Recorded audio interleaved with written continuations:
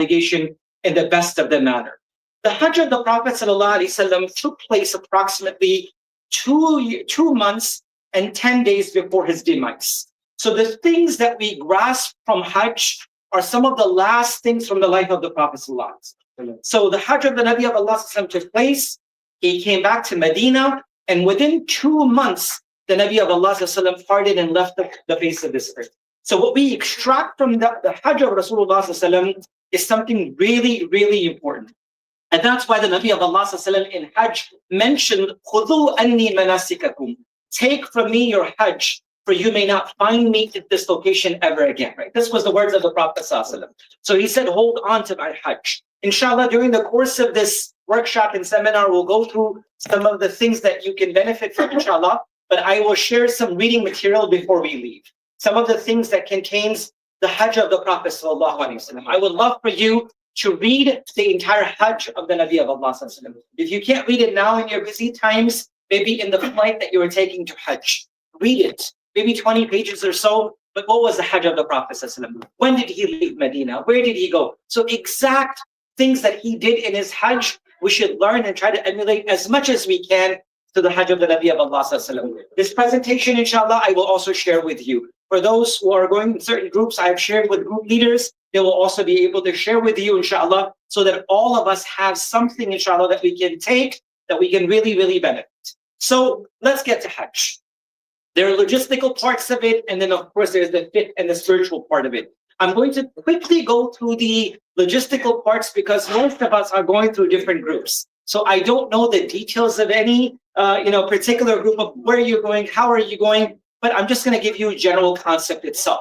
So there are people who might be going to Mecca first, and there are some who are going to Medina first. Who amongst us is going to Mecca first at this moment? 1, 2, 3, 4. Okay, so for those who are going to Mecca first, will be performing their Hajj, they're performing their Umrah as soon as they arrive.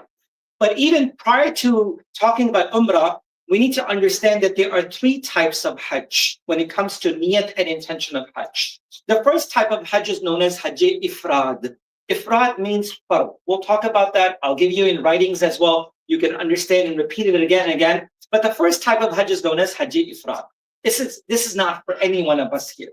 It's only for those who are the residents of Mecca. Meaning these are the people who are Maqami, local people of Mecca. They are the ones who can perform that type of Hajj. What that means is that you have to only perform Hajj. There is no Umrah connected to it. And that's only for the local people of Mecca, none of us. So we're not doing any intention like that. Then there are 2 other types of Hajj. One is known as Hajj Tamattu and Hajj Qira'an. And I'll talk about these 2, but we'll go into details of only one because most people will perform that Hajj. The Hajj of the Prophet ﷺ was actually Hajj Qiran. Hajj Qiran means that when the Nabi of Allah ﷺ wore his ihram from Medina to Munawwara, he went to a place known as Dhul Hulayfa. The Nabi of Allah ﷺ wore his ihram and he made the intention of Hajj Qiran. The Nabi of Allah ﷺ performed 4 Umrahs and 1 Hajj in his entire life. So he only performed 1 Hajj and he made the intention of Hajj Qiran.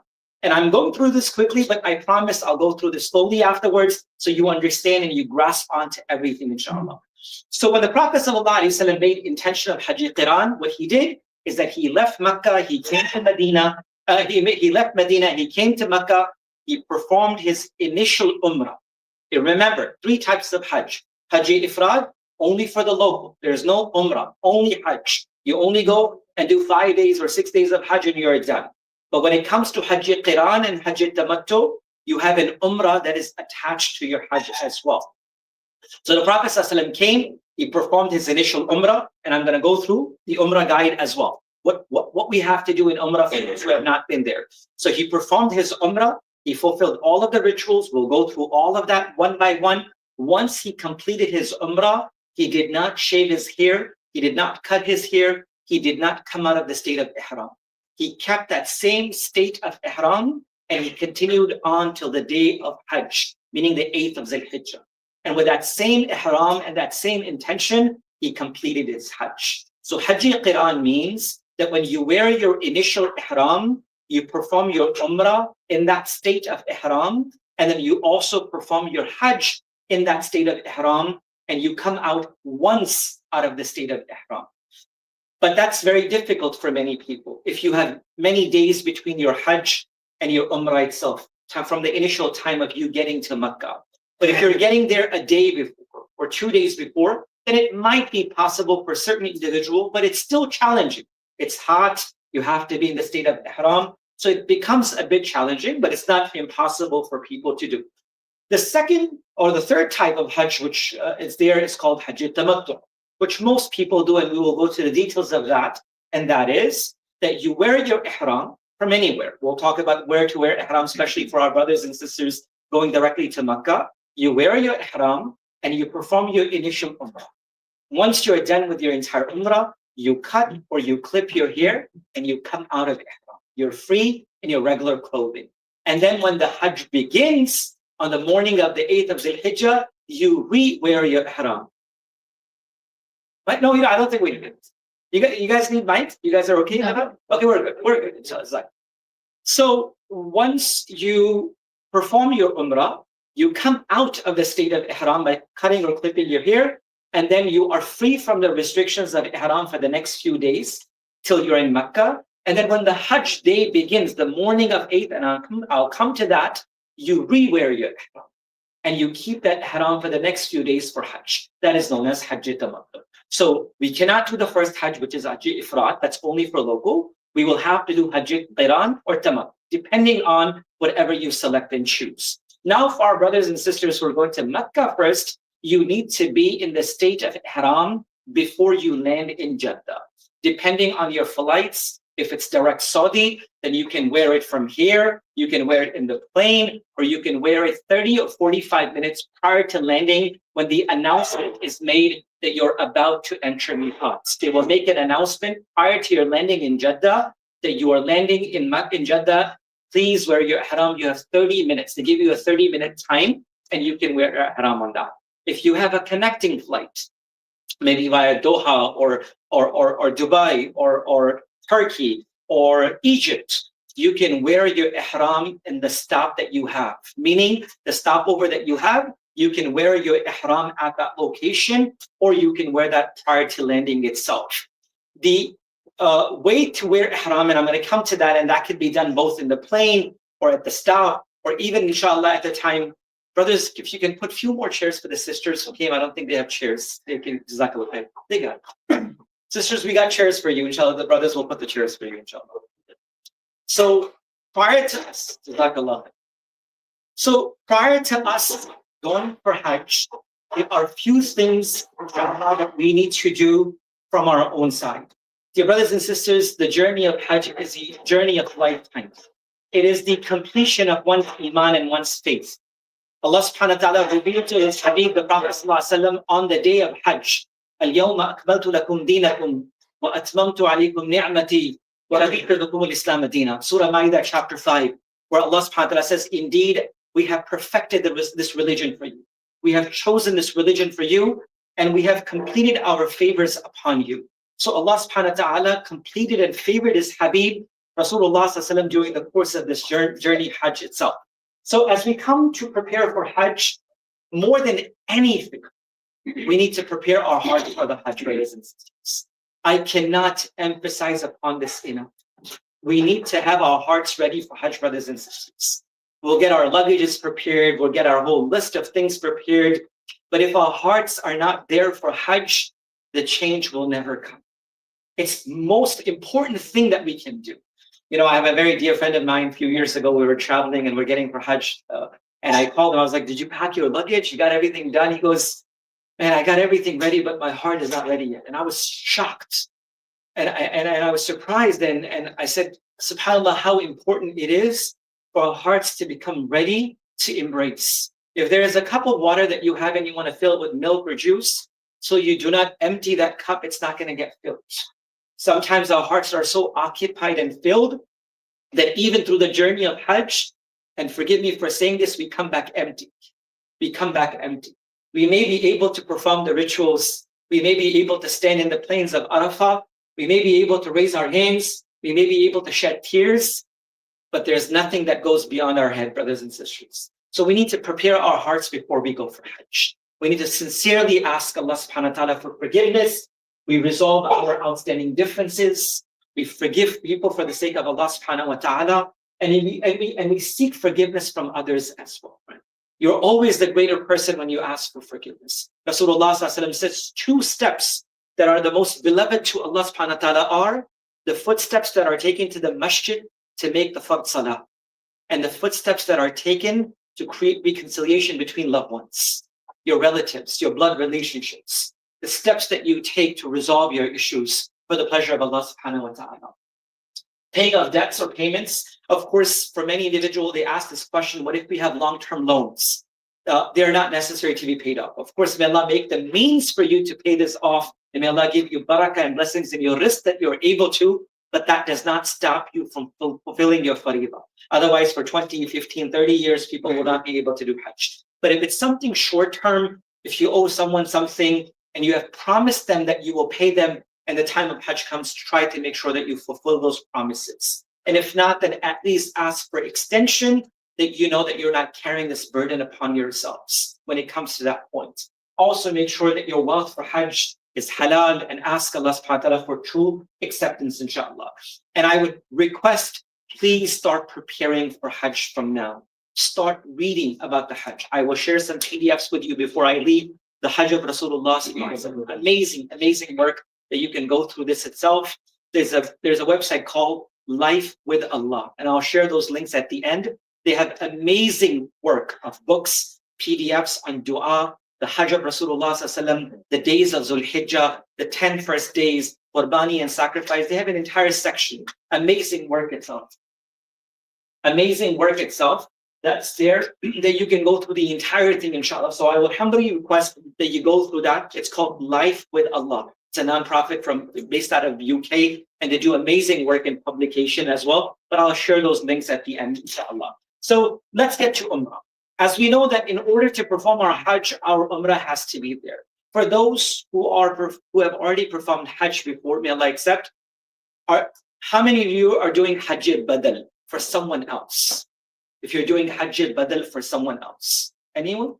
Okay, you're doing Hajj for someone else. Okay. In order to perform Hajj for someone else, you must have done your own personal Fard Hajj before as well. In order to do Hajj for anyone else, you must have done your own Fard Hajj as well.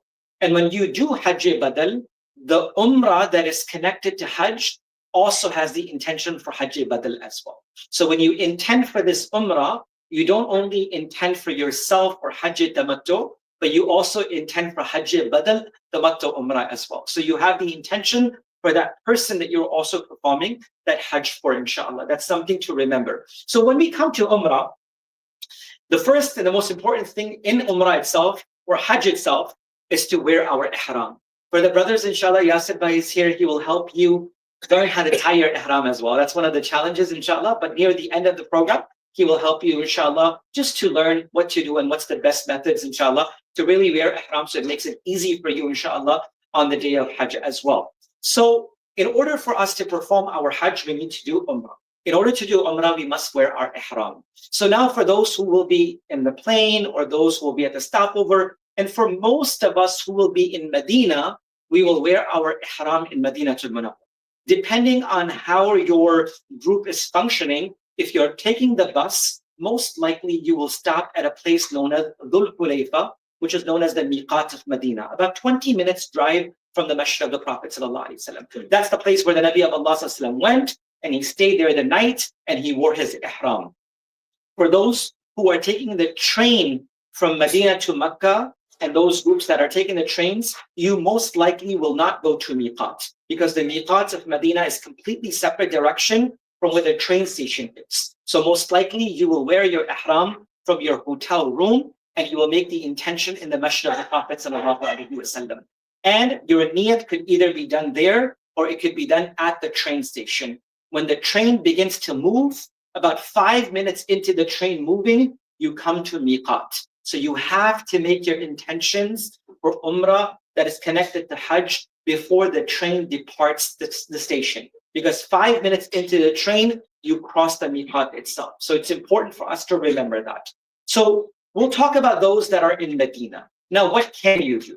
If you're not going to miqat, or even if you're going to miqat, my recommendation would be is to take a shower, prepare yourself in your hotel room in Medina, because it's safe, it's clean, it's easier to wear your ihram rather than taking a shower and preparing yourself at miqat. The bathrooms and the place may not be as clean, where your clothing can touch the floor and other things. So the best option for you would be to wear your ihram in your hotel room in Madinatul Munawwara. Even if you're sitting in the bus and going to miqat and making 2 rakats, that's fine. Or even if you're going directly to the train station, wear your ihram from your hotel room, it's much easier.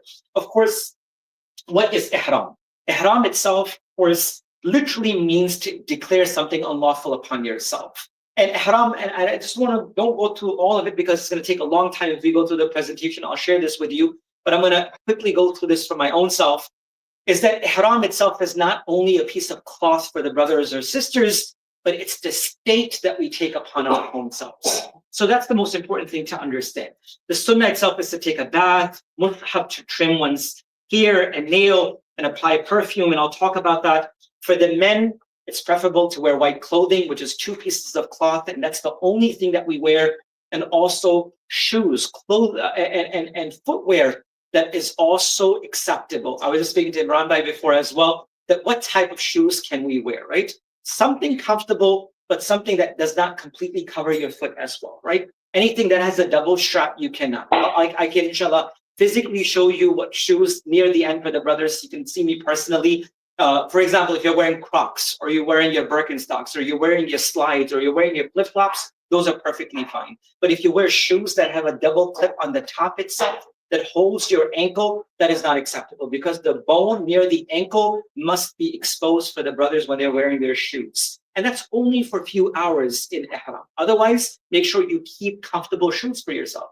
For sisters, you have no restrictions of what shoes you can wear, right? You can wear socks, you can wear sneakers, you can wear anything that's comfortable. Make sure you keep couple, maybe at least 2 pairs. If you want to keep flip-flops, that's fine. It's hot, but make sure you wear comfortable shoes, because there's no restrictions of shoes when it comes to sisters. For brothers, there is restriction that you have to wear 2 pieces of clothing, and of course wear slippers and sandals, which exposes the tarsal bone, which is the top bone on right on top of your heel. If this is your foot and this is the leg, at this moment, this is a bone that's protruding. This is a bone that's a little higher on your foot. That must be exposed, meaning that must be clear. It cannot be covered. So that's the part that must be open. And of course, this is for the brothers. When it comes to female, the sisters may wear anything, like they can wear something. And of course, abaya or anything that covers them with modesty. If they want to wear scarves and gloves and socks and shoes, anything.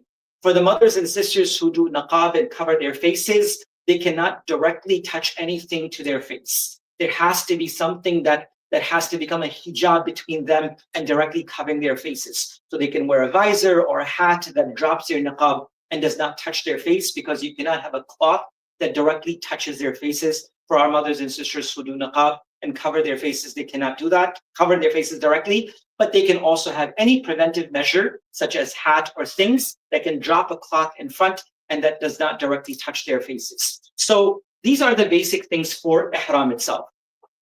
Before we get into the state of ihram, we should take a shower, and you can use anything that you want on your bodies. Deodorants and perfumes and oils and fragrances and atars, anything that you can do. When the Nabi of Allah sallallahu alaihi wasallam was wearing his ihram, the Nabi of Allah sallallahu alaihi wasallam asked al-Mu'mineen Aisha radiallahu anha to take some fragrance and rub it on his body.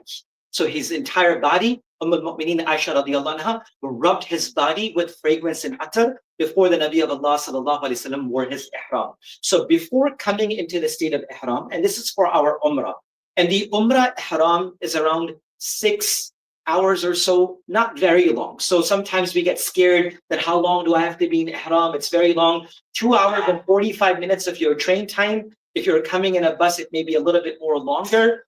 But once you get haram, 2 to 3 hours of your umrah and you are out of the state of ihram. So it's not anything to panic, right? And even your Hajj ihram is not 5 days or 6 days. Your Hajj ihram is approximately 50 or 55 hours. 2 hours and 2 days and a few hours. That's the only time you actually have to be in ihram. The rest of the days of Hajj, you're in normal clothing. You're not in ihram. So it's nothing to panic. and worry about when it comes to ihram or its restrictions. So let's get back to our Umrah.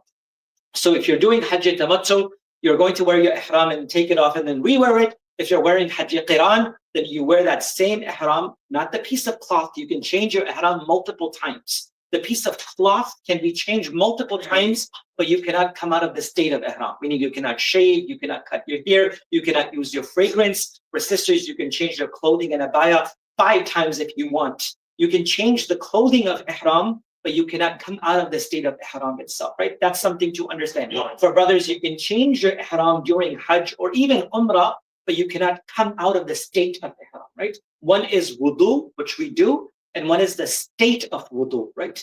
You cannot change the state of wudu, but you can perform wudu multiple times, right? That the state itself remains. So when it comes to Umrah or when it comes to ihram, you take a shower, you take a bath, you put your fragrance on, you can put anything you want on your bodies, which is fragrance or lotions and anything that you want, and then you wear your ihram for both brothers and sisters. Once you wear that, the question is, what if it touches our ihram? As long as you have not physically applied perfume on your ihram, you're okay. If it was in your body and you wore your ihram and it touched it, you're fine. It's okay. There's no problem in doing that. But do not deliberately put fragrance or anything on your clothing, even if it's before ihram itself, like spraying your clothing or your ihram with perfume. Do not do that. If it's on your body and it touches your ihram when you wear it, that's perfectly fine. Once you're done with that, you will make 2 rakats of salat. For those who are at miqats, Dhul Hulayfa, for those who are going directly to the trains in the Masjid of Rasulullah or even in your hotel rooms, for those who will be in the plane, for those who will be at the stopovers, depending on where you are, it is sunnah to perform 2 rakats of salah when you come into the state of ihram itself. For those who are in plane and are unable to pray, for example, do not worry. Your ihram is perfectly fine. As long as you wear the ihram and you make the intention, you're good. Those 2 rakats are extra. They are rewarding. Alhamdulillah, if you can, please do it. If you cannot do it, you're fine. It does not take away from your Hajj. It does not take away from your Umrah itself. But for those who are in Madinah al-Munawwara, either at the miqat or depending on if you're at the hotel, make 2 rakats of salah. First rakat, Qul ya ayyuhal kafirun. Second rakat, Qul huwallahu ahad. That's the sunnah, masnoon, 2 rakats itself. If someone does not know, they can read any surah that they want and their 2 rakats will be okay. Once those 2 rakats are done, you will enter into the state of ihram itself. There are multiple miqats, 5 or 6 miqats that are around the haram itself. Now we need to enter into the state of ihram. There are 2 things that we must do in order to enter into the state of ihram. One is niyat and second is talbiyah. When we add these 2 things together, we enter into the state of ihram. Niyat and talbiyah. Intention and labbaik Allahumma labbaik. When you combine these 2 things together, we enter ihram itself. So for those who are at Dhul Hulayfa, miqat, for those who are in Madinah al-Munawwara, those who are in the plane, you would have to do 2 things. Number 1, you make the intention. What is the intention? Very simple, very easy. If you know the Arabic, well then good. If you don't know it, in English, in Urdu, in Farsi, in Persian, in Bangla, whatever language that you know, it's the intention of the heart that matters. That's what really matters. Allahumma inni uridul umrah. Oh Allah, I intend to perform umrah. Fayassirha li wa taqabbalha minni. Oh Allah, make it easy for me and accept it for me. Very simple. Oh Allah, I'm making the intention of umrah. Oh Allah, make it easy for me and accept it for me. You will hear these 2 words again and again in all the niyats and all the du'as of umrah and hajj. Oh Allah, make it easy. Oh Allah, accept it from me. These are the 2 things you will hear again and again. At that very moment, for those who are doing hajj badal, you will make the intention for that person starting there, because your umrah of tamattu is connected to your hajj itself, or your qiran is connected as well. And if you're doing it for yourself, you just make the intention for yourself at that very moment. And this is the umrah that is connected to the hajj. This is the umrah of hajj tamattu that is connected. Once you make the niyyah, you recite talbiyah, labbaik Allahumma labbaik. I humbly request every one of you not only to just memorize labbaik Allahumma labbaik. I would wish we can memorize the meanings of labbaik Allahumma labbaik. Labbaik la sharika laka labbaik. Innal hamda wa ni'mata laka wal mulk la sharika laka.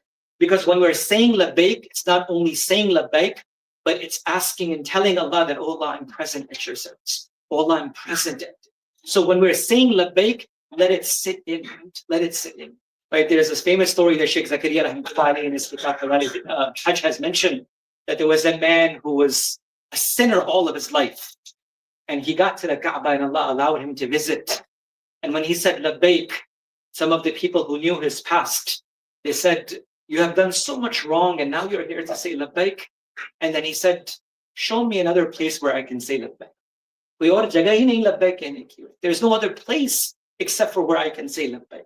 Where is my return except for Allah, right? So when we say labbaik, mean it from our hearts. Not just a ritual of everyone saying labbaik in the bus and it's a hype and everyone is saying it. Mean it from our hearts. Labbaik, Allahumma labbaik. Oh Allah, I have come and left everything behind, Ya Rabb. Oh Allah, I have left everything behind to come closer towards you, Ya Rabb. So when we say labbaik, we need to mean it from our hearts. So two things, niyat and talbiyah. And then niyat. Oh Allah, I make intention for Umrah, of Hajj Qiran or Hajj Tamattu or Hajj Badal, depending on what you're doing. Oh Allah, make it easy for me and accept it. Very simple. Oh Allah, I make the intention for Umrah, accept it for me and make it easy for me and accept it. Labbaik Allahumma labbaik. As soon as you say this, now you have entered into the state of ihram. You can do that at the miqat, you can do that at the train or wherever you are. Once you make this intention, now you should always say it as much as you can, talbiyah as much as you can. Now once you reach Makkatul Mukarramah, depending on your setup, you get to your hotel rooms, you'll put your things away. I would request, there are a few things that definitely keep, and of course your group leaders will tell you, but make sure you have fragrance-free soap at that time. It's going to be very handy and very helpful, because when you're coming in the train or the bus, you're in ihram. They're going to do stopovers or anything like that. You use the restroom, you can't use the soap there because it has fragrance. So make sure if you have a backpack, you have a little pouch. For the brothers and sisters, keep a little bottle of fragrance-free soap with you. That's really helpful. Pull it out at that time and you can use it. Once you get and situated in your hotels, now you need to use the restroom before going for Umrah and before going for Tawaf. You need that as well because the hotels themselves do not supply that.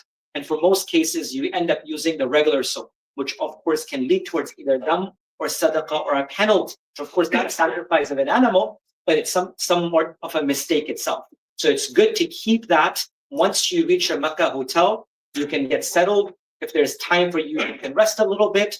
And during that time, when you are in your hotel room, before you perform your Umrah, there are a few things you can do. For example, if the sisters want to change their abaya or their clothing and they felt that became dirty in your safar, you can do that. That's perfectly fine. For the brothers, if you feel like you're tired and you want to change your ihram, you can do that. Or you can go and quickly rinse yourself as well, right? Hang your ihram, take a quick shower without any soap, without any fragrance. Do not rub your body. And then just rewear your ihram and freshen up a little bit just before going to Umrah as well. But you cannot use fragrance, you cannot use deodorant, you cannot use any of the soaps, and try not to rub your body so you deliberately break hair. But you can freshen up. Also for the sisters as well, if you want to freshen up before your Umrah, you can do that as well. Because in order to perform your Umrah, you must be in the state of taharat. You must be in the state of purity. You must be in the state of wudu. So if you do ghusl or if you take a quick shower, you will be, inshallah, in the state of purity. You can perfectly do that as well. One thing that I will also recommend is to please make sure you have a little string bag with you. That string bag that you have with you is extremely helpful because you're going to keep your shoes inside of them. Because once you leave your shoes outside, you're not going to find them. It's so important that you keep your shoes with you in your tawaf, in your sa'i, because you cannot leave it in one position and find it when you come back because there are millions of people here. It's almost impossible to find anything like that. So once you're done in your hotel room, make sure you take tahara, you take purity, and you're perfectly fine. And you have set up your ihram again. Of course, nothing changes from your ihram. And you come out of your hotel rooms and you come towards the Kaaba. One of the most important moments of Hajj itself is our first sight of the Kaaba. May Allah allow us to visit the Kaaba and Haramain again and again. That first sight that comes to the Kaaba, it's the moment that you want to pour your hearts out, brothers and sisters, and ask Allah for all of your needs. Allah's qasam Allah gives, we don't ask Allah either. There's nothing that is impossible from the treasure of Allah. There's nothing that is impossible from the treasure of Allah. Things that we may feel is impossible, for Allah it's only good. That's it. It's only good for Allah. Allah can make it happen. I humbly request, take few moments at that time, absorb that place, and make as much dua as you can. That first sight of the Kaaba, there are certain moments that I'll tell you, please mark as the times of dua for yourself. And that this is one of them. When as soon as you see the Kaaba, that's the moment that you ask Allah for as much as you can. Take 5 minutes, 10 minutes, 20 minutes, half an hour, and whatever Allah gives you tawfiq, stand and make as much dua as you can. The first sight of the Kaaba itself. Then we will proceed towards performing our Umrah. Now for the brothers, you will do one extra thing than the sisters, and that is that you will empty or expose your right shoulder. You will take your ihram, put it between your right shoulder, and pull it up so your right shoulder remains empty and open for the 7 rounds. Only 7 rounds. As soon as the 7 rounds are done, you will cover yourself before we proceed to further actions. Just for those 7 rounds, you will put the shoulder beneath your right shoulder, the ihram between your right shoulders. For the brothers, you'll do another additional thing is that for the first 3 rounds, you'll do ramal. You will walk a little faster. But there are so many people, it's almost impossible. But if you can pretend to move a little faster, that is because the Prophet ﷺ, when he performed his Umrah and he came back, the people of Quraysh began to say that the Muslims had become weak ever since that they left Makkah, and Medina has not been good for them. So the Nabi of Allah ﷺ, to show strength of the Sahaba, walked in that manner to show that we are still powerful and we're still full of energy. So to emulate the way of the Prophet ﷺ, we do that.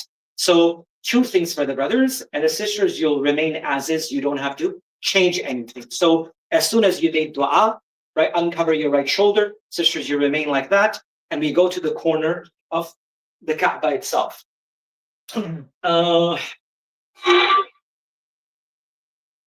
So when we get to the Kaaba itself, there used to be a little line on the floor, but now they actually removed it.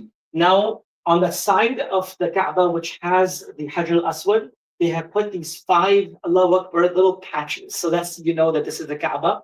And towards the exact opposite part of Hajj al-Aswad is a green light. So when you see that green light, you know you reach the corner of Hajj al-Aswad. So that's the easiest way to know that you are at the corner, because when there are so many people, everything looks the same. So in order to know that you are at Hajj al-Aswad, look towards your right, and on that wall, if you see a green light, that means that corner is Hajj al-Aswad. Once you reach the corner of Hajj al-Aswad, you need to do 3 things to begin your tawaf, both for Hajj and both for Umrah. So you remember that, because it's important that every tawaf you do begins with 3 things. 2 are done only once, and the 3rd thing is done at every round that we take.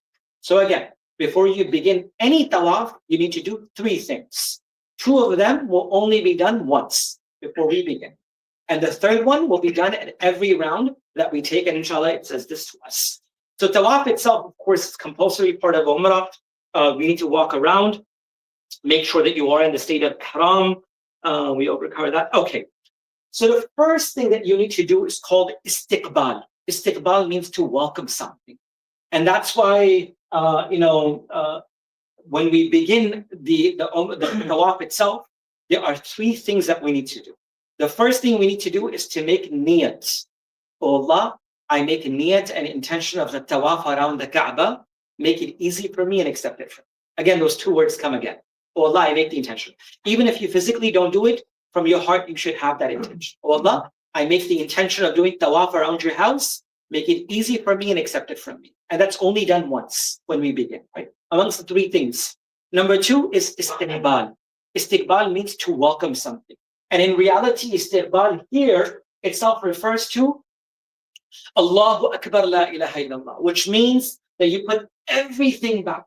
Istiqbal is to raise one's hands like one does in salah while facing the black stone and say Allahu Akbar la ilaha illallah. And the purpose of that is that there is nothing greater than Allah, la ilaha illallah. You're putting everything behind you except for one Allah subhanahu wa ta'ala. So you're beginning with putting anything behind and everything behind with main focus towards Allah subhanahu wa ta'ala. And that's why when we begin our namaz on our salah, we do takbir al-tahrima. And we say Allahu Akbar. And the purpose of Allahu Akbar is that Allah is the greatest. I put all my problems behind. I put all my worries behind. I put everything behind me. Now it's me and Allah subhanahu wa ta'ala. We start that conversation. So just like salah begins with takbir al-tahrima, Allahu Akbar, our umrah begins with something called istiqbal, which is Allahu Akbar la ilaha illallah. Not like salah, but something closer to your shoulders like this, where you're putting everything behind. And with that intention of our hearts that, oh Allah, I want to clean my heart. Allahu Akbar la ilaha illallah. Allah, you're the greatest, and there's nothing except for you.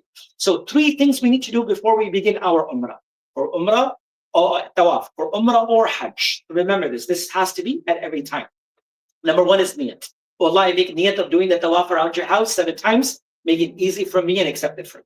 Number two, istiqbal. Allahu Akbar, la ilaha illallah. These are 2 things you only do once. You don't do them again until you begin the new tawaf itself, meaning at Hajj or another Umrah or anything like that. And the third thing that you do is something called istilam. Istilam itself is to either directly touch the Hajar Aswad and kiss it, or to touch it with one of your physical hands. And of course, it's almost impossible. And dear brothers and sisters, the honor and respect and dignity of a believer is much greater than the Kaaba itself. That's what Rasulullah said. The Prophet said, Izzat and respect of a single Muslim is greater than the Kaaba. That's what Rasulullah said, right? Dignity of a single Muslim, that's what Rasulullah said, is greater than the Kaaba itself, right? We consider Kaaba to be so great, but when it comes to respect and izzat of other word, so do not push, do not shove, do not make it in a way that becomes chaos and hurtful for others. It's better to do istilam from far away than to be able to push and shove people just so that we can touch the Kaaba. If Allah gives you opportunity, alhamdulillah, but do not make it in a way that we're pushing and shoving people. So the third thing is called istilam, where we can either touch physically, kiss, or point from far away with both of our hands, or only our right hand, and saying Bismillahi Allahu Akbar. This is istilam. And you pull your hand and you kiss your hand. And you do this every time that you cross. So 3 things: niyat, istiqbal, istilam. Niyat means intention. Istiqbal means Bismillahi Allah, means Allahu Akbar, la ilaha illallah. And istilam means to touch or kiss the Hajar Aswad every time that you go around. And that is Bismillahi Allahu Akbar. So in totality, you do 8 istilam, meaning you begin with it, and every time that you come around, you do it again. That means the beginning and the end of 7 rounds, there will be a total of 8 istilam itself. So Bismillah, Allahu Akbar, istilam is performed 8 times, and that's where you're going to find out. These are the colors that you can really find out that this is istilam itself. When you're performing the tawaf itself, as I mentioned, for the brothers to walk briskly for the 3 times, the sisters will not do ramal. So when you're going around the Kaaba, there are no particular single dua. Like for example, you'll find books which will say Pehle Chakkar ki dua, the dua for the first round or the second round. They're not Muslim. They're not from the Sunnah of the Prophet. Any particular dua that you feel and want to make, you can easily make, right? There's no first round dua, no second round dua. Anything that you feel, you can actually make dua. Maybe Quran, maybe dhikr, maybe anything that you want, you can make around it. So if you start from Hajar Aswad, the corner itself, and you start walking from the first wall, the second wall, the third, as soon as you come across the third wall, this corner itself is also exposed and open, which is known as Rukn Yaman. This rock itself points directly towards the place of Yemen. The Nabi of Allah ﷺ did not point, did not kiss, he only touched it with his right hand. If you can easily do it, do it. Do not point towards it, do not kiss it. The only place that you point is Hajar al-Aswad. If you do not have access to this point by physically touching it, just walk by it like nothing ever happened, right? Just leave it, do not point towards it. The only pointing is towards Hajar Aswad when it comes to our tawaf itself. But it is masnoon and sunnah that once you cross Rukn Yamani till the next corner, which is Hajar Aswad, to recite Rabbana Atina Fid Dunya Hasana wa Fil Akhirati Hasana wa Qina Adhaban Nar. Oh Allah, grant us the best of dunya, oh Allah, grant us the best of akhirah. The Sahaba asked, Ya Rasulullah sallallahu, what is the best of dunya? What is the best of akhirah? The Nabi of Allah said 3 things. Allah subhanahu wa ta'ala gives you righteous spouse, the one that becomes the coolness of your eyes. Number 2, Allah gives you awlad and children that are the coolness of your eyes. And number 3, Allah gives you halal and tayyib rizq that you don't have to beg others for it. 3 things is the best of dunya. So when you're going around the Kaaba and you reach Rukn Yamani to Hajar Aswad and you are saying Rabbana Atina, keep these 3 things in your mind. That Allah make our spouses the coolness of our eyes. Allah make our children the coolness of our eyes. Allah give us halal and tayyib rizq, ya Allah. So this is the 3 things that you will keep in mind when you are saying Rabbana Atina Fid Dunya. There could be many other things that you can ask, but that's masnoon. So once you cross one round and you come back to Hajar Aswad, you put either you turn around and you say Bismillahi Allahu Akbar, or you just say Bismillahi Allahu Akbar, or either with one hand Bismillahi Allahu Akbar, and you kiss your hand and you keep on walking yourself. So you complete 7 rounds around this. For the brothers, 3 times, but I'm a little faster. But of course, because of so many people, you cannot, that's perfectly fine. You can go normally. Once you complete the 7 rounds, now it's time for us to perform 2 rakats of salah, which is known as salatul wajib. Question may come, what if namaz time comes between our tawaf? Take a stop, the sisters have to move out, the brothers can perform your salah, and wherever you're left, you continue from there itself. If someone loses their wudu before the completion of the first 4 rounds, then you must go and perform your wudu and start from the very beginning. But if you break your wudu after the 4 rakats have been, 4 rounds have been completed, meaning you have done more than half, then in that case, you still have to go make your wudu, but start from where you left, right? So just remember that. You need to be in tahara, in purification, in order to perform your tawaf itself. And if more than half is done, you still have to do your wudu, but start from where you left off. But if it's less than half, you still have to do wudu, but start from the beginning itself. So once the 7 rounds are complete, we go to a place known as Maqam Ibrahim, and we perform 2 rakats of salah. Maqam Ibrahim in reality was actually attached to the Kaaba itself. But now they pulled it back where it's a little far away from the Kaaba itself, and we don't exactly have to pray, but nearby it or around the area itself, those 2 rakats of salah has to be made. For example, if it is makruh time, times that are not desirable, such as between Asr and Maghrib, should you perform your 2 rakats? No. You should leave that pending and you should go towards Sa'i. But if it's not a makruh time, not a prohibited time, then you can perform your 2 rakats of salah. First rakat, Qul ya ayyuhal kafirun. Second rakat, Qul huwallahu ahad. And this is wajib. This is compulsory. Every 7 rounds, complete 1 tawaf. And after every complete tawaf, 2 rakats are wajib. Even if it's the Umrah tawaf, the Hajj tawaf, or even nafli tawaf, an optional tawaf, 2 rakats at the end are wajib. They are compulsory. We need to make that. Once those 2 rakats are done, it is sunnah and masnoon to drink zamzam. And drink zamzam and make dua to Allah subhanahu wa ta'ala. Whenever the Prophet ﷺ drank zamzam, he made 3 du'as. The Prophet ﷺ said, Allahumma inni asaluka ilman nafi'a, wa rizqan wasi'a, wa shifa'an min kulli da'. Allah, I ask you for knowledge that is beneficial, for rizq, provision that is abundant, and for safety and health from all diseases. 3 things he asked. He asked for knowledge, wealth, and health. 3 things were the masnoon dua of the Prophet. Whenever he drank zamzam, he asked Allah for 3 things: beneficial knowledge, abundant wealth, and third, health and safety from all diseases. 3 things Rasulullah asked for. We should learn those masnoon dua before we go for Hajj as well. And there's one beautiful hadith I love so much. The Prophet said, Al-ma'u zamzam lima shuriba lahu. The water of zamzam is for anything that you make intention. Deen or dunya, you drink zamzam and make intention, Allah will give you. Allah's qasam. This is the hadith of Rasulullah. These are not my words. We just have to have the conviction and the intention.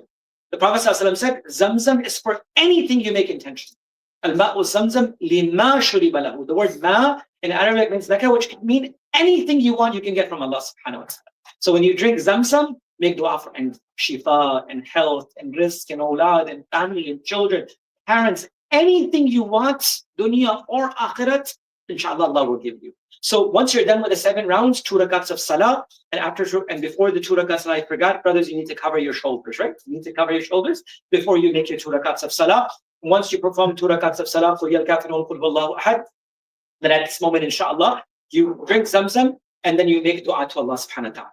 And then we proceed towards sa'i. Now when the sa'i itself is wajib, of course, it's better to be in the state of purity and tahara.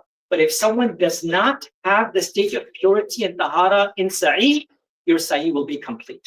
I don't recommend, but you should have tahara and purity. But if someone does not have tahara or purity at the time of performing their sa'i itself will be completed. Sa'i is wajib, that's to walk between Safa and Marwa. And these are the 2 hillocks. And of course, starting at Safa and ending in Marwa. Once we are at sa'i, we need to, of course, after performing the 2 rakats of salah, we get to the sa'i itself. And this is more or less the outlook of it. The mountain with a single minaret, that's Safa, and without any minaret, that's Marwa itself. So you start at Safa and you get to Marwa, and that's 1, and then Marwa back to Safa, that's 2. So this is more or less this is from the time of the construction itself. Usually when you are done with Tawaf, this is where Maqam Ibrahim is. This is usually the exit point. So this is approximately the place where you actually have to exit, and you have to come back to Safa. So you actually have to do extra half lap where you go towards Safa and begin your sa'i itself, which is known as the place of Masa and sa'i itself. Once you come towards Safa, because it's on a mountaintop, you say Allahu Akbar, la ilaha illallah, because anything that you climb higher, you say Allahu Akbar. You face the Kaaba, you make the intention and say, Ya Allah, I make the intention of sa'i between Safa and Marwa. Make it easy for me and accept it for me. Those same words again. Oh Allah, I make the intention of sa'i between Safa and Marwa. Allah, make it easy for me and accept it for me. And you start moving between Safa and Marwa. Once you're going from Safa to Marwa, you'll see 2 green lights. These are the signs or the symbols of the place where Hajar radiallahu anha had left her son Ismail alayhi salam, and this was a dip or a ditch that came between the 2 mountains. So she would run a little faster. She doesn't lose the sight of her son. So she does not lose the sight of her son, so she would run a little faster. So even thousands of years after, we still commemorate and follow those ways. For the sisters, you don't have to run because there's so many people and men. Because of haya and modesty, you walk normally. The brothers, I know you're trying to run away, but please don't. Just walk normally and keep your families with you, inshallah. Sheikh, forgive me. No, I'm so sorry. And someone asked this to a sheikh, and he said, what if you lose your wife at Hajj? What do you do? He said, raise your hand and say, Alhamdulillah. I didn't say that. I did not say this. I hope my wife is not listening to this. So what if the wife says the same thing for you? Of course. That's why she's not going. No, astaghfirullah. May Allah subhanahu wa ta'ala give you guys khair and barakah in your Hajj and come back safely, inshallah. Right? So make sure you guys are together. Make sure that your contact information, even with things, you keep a lookout. Because I remember last time that, sometimes you get displaced, especially when we get to the Hajj days. It's difficult. Sometimes it's hard. So make sure that you guys keep a check on each other. If you have phones that have locations, make sure you have them on. So it's important to keep that aspect on. So once you're done with Sa'i, you've completed it, you go from Safa to Marwa, Marwa to Safa, and you complete at Marwa, inshallah. Once you reach Marwa itself, you're done. And after standing in Marwa, it's not compulsory to perform 2 rakat salah, but of course you can stand and make dua for the completion and the barakah. If you're doing Hajj Tamattu at this moment, you will have to do tahliq or taqsir, which means that you either have to shave your head or you have to cut your hair. For the brothers, you can do the minimum of at least 1/4 of the hair. If your hair is at least an inch long, you can cut 1/4 of the hair and save the rest for Hajj if you want. If someone wants, they can actually shave completely and do it in Hajj again. For the sisters, you will gather the entire hair from a ponytail and gather as much as it comes around your index finger, and you can clip it. You can do it yourself. In order to come out of ihram, you can cut your own hair. There's no dam, there is no issue. If you cut your own hair in order to come out of the state of ihram itself. If there is someone with you that has already come out of ihram, a mehram, then they can cut it for you, that's better. But if there is no one available at that time to cut, then you can cut your own hair to come out of the state of ihram. Once you're done in Marwa, I would say you'll find a lot of hustlers, people there, I'll cut your hair, I'll do that. Don't fall for it, and they're gonna get on top of you and ask you for like tons of riyals. So the best itself is you finish and you say, I'm gonna do it when I get back to our room. So once you get back to your room, inshallah, in your parda and everything like that, you can take your hair, remove and cut one. And of course, for the brothers, there are tons of barber places around. You can actually do that here. So this ends the Umrah itself. You are out of the state of ihram. For those who are doing Hajj Qiran, you do not do the last part. You do not cut your hair. You remain in that ihram and you continue towards Hajj. We're going to take a 5-minute break. Brother Yasser told me he has baklava of us. So we're going to take a quick break. Inshallah, we let the sisters go first. Yasser, we're ready for a small break. We're going to let the sisters take something. And then inshallah, between 5 to 7 minutes, inshallah, we will begin again. And the next 5 days of Hajj will be quicker, I promise, because not much will be covered, but we'll try our best to cover, inshallah, as much as we can. If you do have any questions personally to ask till now, you can always come and inshallah, we can start from there. So we'll let the sisters take some of the refreshments and then the brothers.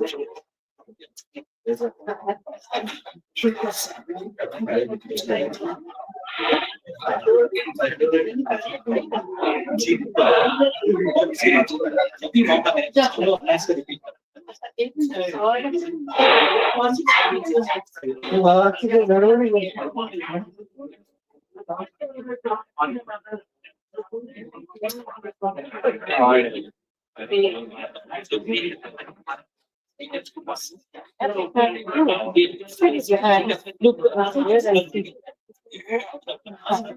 which one? That's not go everything. That's what you said. So total 8 times. Yeah, and it works.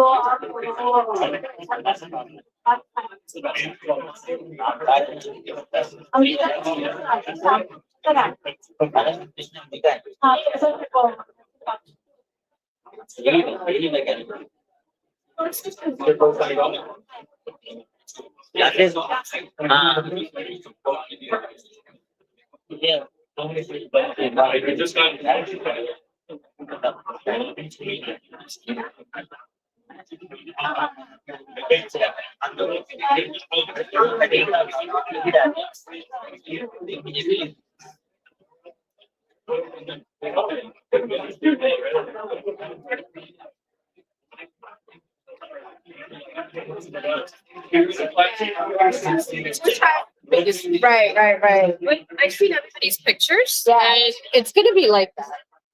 Yeah.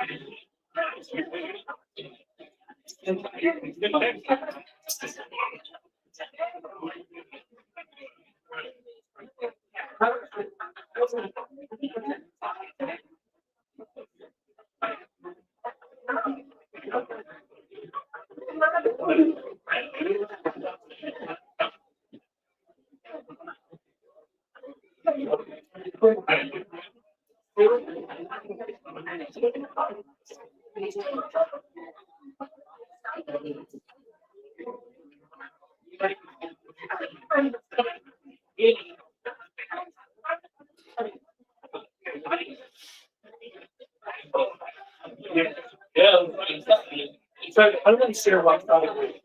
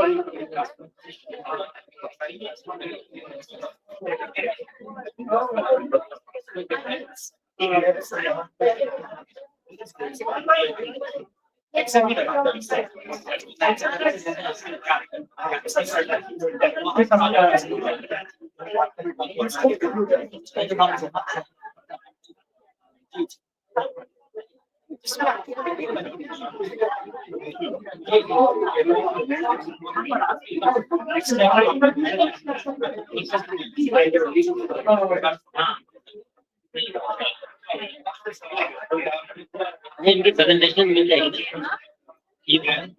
Legal server अच्छा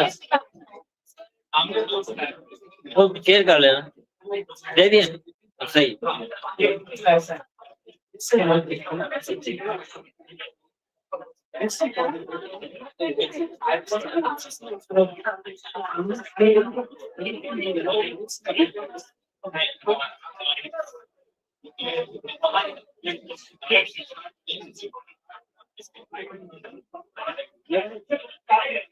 आपने पूछा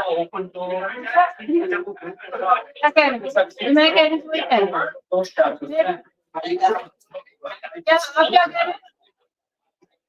आप क्या कह रहे हैं?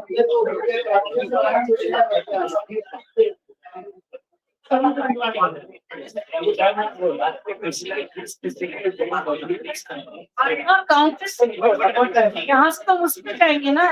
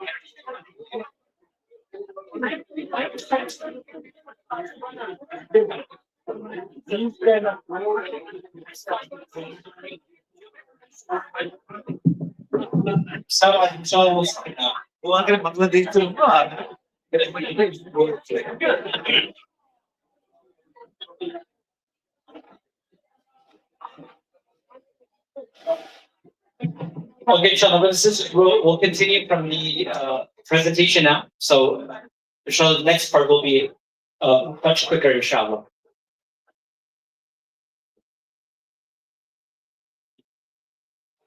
Bismillah ar-Rahman ar-Rahim. So now we come to the point of Hajj itself. The presentation will take long, but I'll share with everyone. But I'm just going to verbally go through for the next 5 days of what Hajj is.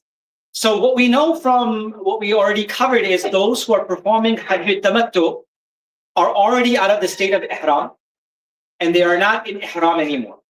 For those who are performing Hajj Qiran, they are in the state of Ihram at this moment. For them, they will just continue towards Mina and they will begin their Hajj. But for many of us, we will start our Hajj with the new intention and new Ihram. Just going back in some of the questions that the brothers and sisters asked, and it's important that I clarify that the 2 rakats of Tawaf is not after every round, it's after the completion of 7 rounds. So that's one thing to understand. That 2 rakats is after the completion of the entire 7 rounds, which is 1 complete Tawaf. And those 2 rakats that if were missed between Asr and Maghrib should definitely be made after Sa'i, which could be after Maghrib, after Isha, whenever you finish. So those could be made at any time. While in the state of Ihram, you can watch your fitness bands, your watches, your contact lenses, your glasses. If there's any particular jewelry that you keep usually on, you want to keep, you can keep that as well. But of course, simplicity is the best thing when it comes to Ihram. But if there are certain things that you need to use in Ihram, you could. Umbrellas and other things. If you're wearing shoes that have stitches on it, that's fine. As long as your Ihram is not stitched. As long as your clothing, and for sisters, you don't have any restrictions. For brothers, if you need to wear a belt to hold your Ihram, or to your phone and your valuables, and that also has stitchings, that's perfectly fine as well. So there's nothing wrong in wearing a belt to hold your Ihram up or to hold your valuables. So these are some of the things that just came along in the questions that I forgot to mention as a reminder for all of us. So let's talk about Hajj Tamattu. For most of us, we will be performing that, inshallah. Is there anyone here planning to perform Hajj Qiran? Okay, so most of us are doing Hajj Tamattu. So now you perform your Umrah, you spend the next few days in Mecca, and now it is the morning of the 8th of Zul-Hijjah. And I want you to remember these dates. There are 5 major days of Hajj. The 6th is the additional one. So we're not talking about that right now. We're just talking about the 5 major days of Hajj. The 5 days of Hajj are the 8th of Zul-Hijjah, the 9th of Zul-Hijjah, which is Yawm al-Arafah, the 10th of Dhul-Hijjah, which is known as Eid al-Adha for many people across the world, and the 11th and the 12th.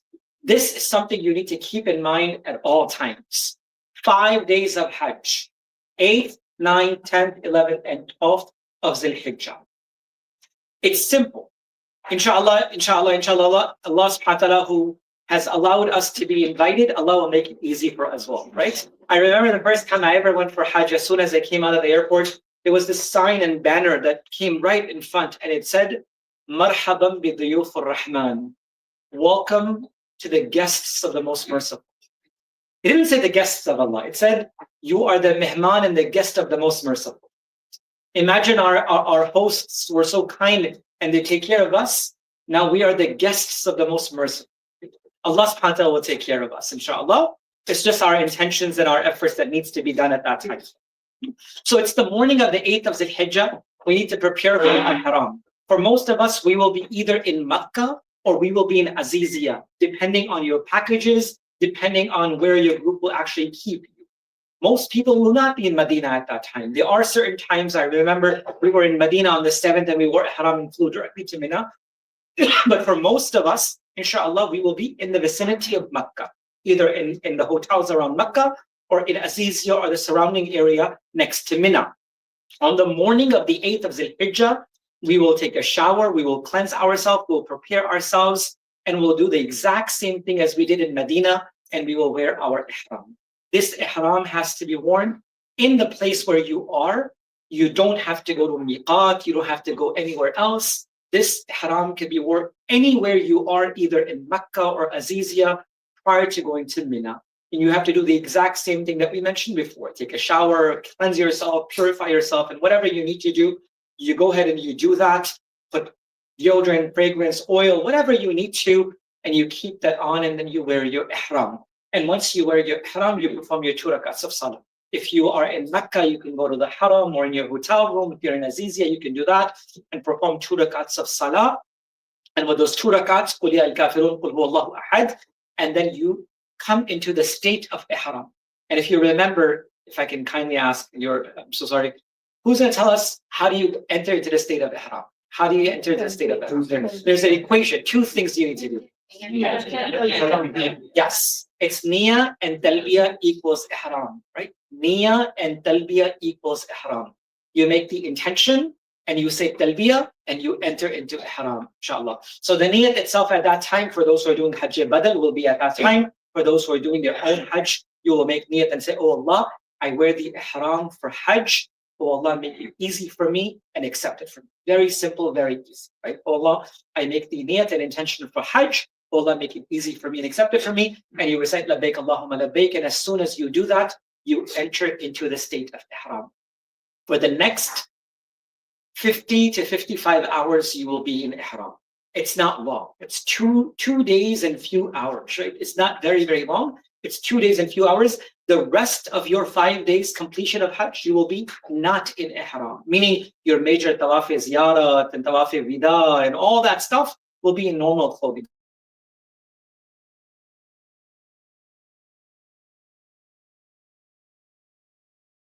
It's just initial few days and few ihram. You make your niyat, you make your talbiyah, you enter ihram, and then your groups will take you towards Mina.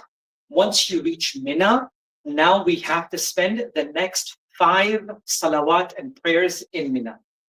Dhuhr, Asr, Maghrib, and Isha. Oh, so we're not covering that, just generally, because if we go through this, it's going to take a little long. I'll share this with everyone so you have something in front of you. So for the 8th of Zul-Hijjah, this is the first day of Hajj. We make Fajr in Aziziyah or Makkah, wherever we are. And usually after Ishraq time, 7, 8 o'clock, 9 o'clock, people start preparing. And before Zuhr, we need to reach Mina. Once we reach Mina, the first day of Hajj is just staying in Mina and making 5 salawat and prayers. For many groups, you will have Jamaat that will be done. And most of us will be musafir and travelers, so it will be musafir namaz, 2 rakats, and then of course 3 and 2. This will be our salah. And all the way towards the Fajr of the 9th of Zul-Hijjah. During the course of that time, I humbly request, it's time for you to focus. It's a confined space, 8 to 16 to 32 people in one tent. People start talking about politics and wars and Twitters and all that. Please utilize your time. These are selected hours that you have in ihram for Hajj. I don't want you to be an introvert, but it's nafsi. It's everyone to themselves now, right? This is Allah giving you that time in ihram to be in Mina at that moment. All these conversations can go on. These phones could be checked much later, unless may Allah keep us from any emergency and difficulties that doesn't. And I'm not saying that completely leave it to the side, but these things could be taken. Any sort of distraction, put it to the side. Anything that could be a distraction for you, even if you feel that you have your PDF books, get them printed or something like that, so this phone does not become a distraction. Forgive me, I know it's very useful, but do not let anything be a means of distraction during those few days. It's important, or a few hours, I would say. You can count on your fingers. So the only thing we need to do for the first day of Hajj is stay in Mina and make 5 namazes. That's it. And during the course of the time, your group leaders will have bayanat and talks and lectures and dhikr, dua and Quran. Put target for yourself. You have to say subhanallah 100 times, 1,000 times. You want to read Surah Yasin. Put some targets for yourself. If you don't set goals, we will never get them done. Set some goals for yourself, right? Of course, Allah subhanahu wa ta'ala does not need the count of things. It's the niyat that really matters. Unless we don't hold ourselves accountable, we'll never get things done, right? I need to recite at least one sibara, or I need to do this, or I need to do that. Hold yourself accountable so that at least you can focus on your time there. So the first day of Hajj is gone. This is already done. There's nothing much to do. The first day of Hajj is done. You are in the state of Ihram, and you spent the entire day in Mina. You made your Dhuhr, Asr, Maghrib, Isha, and you made the Fajr of the 9th of Zulhijjah. The Nabi of Allah after performing the Fajr of the 9th of Zulhijjah, which is known as Yawmul Arafah, after Fajr, he proceeded and he left Mina and he traveled towards Arafah. And for all of us, inshallah, we will travel, of course, depending on your groups, from our Mina tents towards Arafah now. Some of us will go through trains, some of us will walk, some of us will take buses, some of us have private cars, depending on whatever we are doing, inshallah, and we will go towards Arafah. Once you reach Arafah, you need to be in Arafah before the Dhuhr time actually comes in. And the time that is spent in Arafah is between Dhuhr, meaning the time of Zawal, the midday, all the way towards the Ghurub, the Maghrib of that time. So usually it's not much. It's about, I can't even say that word, my children will hear it, maybe 6 to 7 hours. So around that much time, right? Around that much time, depending on the Zawal and sunset. It's around that much time that you will have everything, the entirety during that time itself. What usually happens is that in Makkah, in Arafah, there's a masjid called Masjid Namira. That's the place where the Imam of Hajj comes. He delivers the khutbah. An Imam is decided every year. That's a different Imam that comes. They give a khutbah of Hajj, then they perform Zuhr Salah, 2 rakats. Then they give Iqamat and they perform Asr Salah, 2 rakats. And then, of course, the day of Arafah begins. For many of us, we may not be able to physically get to Masjid Namira. So many groups hold their own Dhuhr and Asr Jamaat in their own tents. For many of you, you'll have these big marquees and big places where all the groups will be there, and you will have imams and leaders that will give talks and bayans and dua, and they will also give khutbahs and talks, and then they will also lead Dhuhr Salah and then Asr Salah itself. According to the sayings, of course, according to the opinion of Imam Abu Hanifa, rahimahullah ta'ala anhu, if you're making Salah behind the Imam of Hajj, then you combine Dhuhr and Asr together. But if you are not praying behind the Imam of Hajj and you're performing your Salah in your tents, then you should perform Dhuhr in its time and you should perform Asr in its own time. Some of the contemporary Hanafi scholars have given the opinion that it is once in a lifetime thing, and the Nabi of Allah did so, and you're allowed to combine Zuhr and Asr together in Zuhr time itself. So just to give you an overview picture, we leave Mina by performing 5 Salah. The first day of Hajj is done. Dhuhr, Asr, Maghrib, Isha, and Fajr, the first day is done. Second day, we leave towards Mina. From Mina to Arafah, we are in the state of Ihram. We get there before Zuhr. Usually when you get there before Zuhr, I would say if you get there around 8 or 9 o'clock, have some breakfast, take some rest, because that's a busy day before Dhuhr. Get up an hour before Dhuhr, go make wudu, freshen up, get yourself ready. And as soon as Dhuhr time enters, in your group itself will make your Dhuhr Salah and your Asr Salah. If you want to grab some food and you want to have something at that time, make sure you get something. Then free some time for yourself and become busy from that all the way towards wudu. That's the climax of Hajj. Rasulullah said, Al-Hajju Arafah. Hajj in its entirety is Arafah. What you can get from Arafah, you can get from nowhere else. The Nabi of Allah ﷺ said, there's not a day on the face of this earth that the shaitan feels more humiliated than the day of Arafah. Because Allah forgives and Allah accepts. So my humble request to you is that this is the day that you need to pour yourself out.